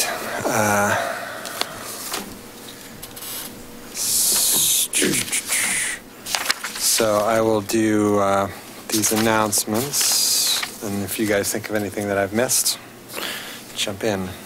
Clackamas Community College will dedicate their newest building on Thursday, January 25th at 4 p.m. After a short ceremony, enjoy refreshments and tour the facilities. The campus is located at 7726 Southeast Harmony Road. The Comprehensive Plan Advisory Committee will hold its second meeting on Wednesday, January 31st at 6 p.m. at the Public Safety Building located at 3200 Southeast Harrison Street. The meetings are open to the public. If you would like to be added to the email list to stay updated on the Comprehensive Plan update process, send an email to plan@milwaukeeoregon.gov. The Pond House Bookstore is holding a closeout sale on Friday, February 2nd and Saturday, February 3rd from 9 a.m. to 4 p.m. both days. The sale will include books, bookcases, shelving, furniture, and fixtures. The Pond House Bookstore is located at 2215 Southeast Harrison Street, just across the pond from the Leading Library. A work party will be held at Tiedemann Johnson Park on Saturday, February 3rd from 9 a.m. to noon. Refreshments and work tools are provided, and volunteers of all ages are welcome. Tiedemann Johnson Park is located at Southeast 37th Avenue and Southeast Tenino Street. Help restore riparian habitat by volunteering at a Three Creeks planting on Saturday, February 10th from 9 a.m. to noon. All ages are welcome to volunteer. Three Creeks is located at 7300 Southeast Harmony Road. Learn more and register at www.ncprd.com. And save the date for the next Library Improvement Project community meeting that will be held Thursday, February 22nd from 6 to 8 p.m. at the Milwaukie Masonic Lodge, located at 10636 Southeast Main Street. Come view the current library design, including interior and exterior building views, materials, and site design. Translation services for Spanish speakers and childcare will be available. Light refreshments will also be served. That's all I have. I was trying to find the dates of those work parties, but that I mentioned earlier, but I don't have them off the top of my head, but I don't think either one of them is before the February 6th meeting, so I'll bring that next time. Anything else? I would just say that the mayor and I did the Climate Action Plan Committee interviews, and what an amazingly talented people we have in Milwaukie, and same with the Planning Commission interviews. It's just it's refreshing, and to see so many people excited and wanting to participate in the city, but also the talent out there is awesome. So. Which is a good segue. Did you have you didn't have the Volunteer of the Year get in your nominations for the Volunteer of the Year, right? I didn't. That should have been on there. So yes, send in your nominations for Volunteer of the Year. Go to the city website. It pops up pretty right away on the city's website. Yeah, it's on the floater board. Yeah. Yeah.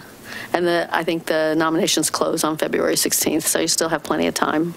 But yeah, do get those nominations in, because we have a lot of people who are doing great things. It'll be hard again to pick. Yep. Anything else?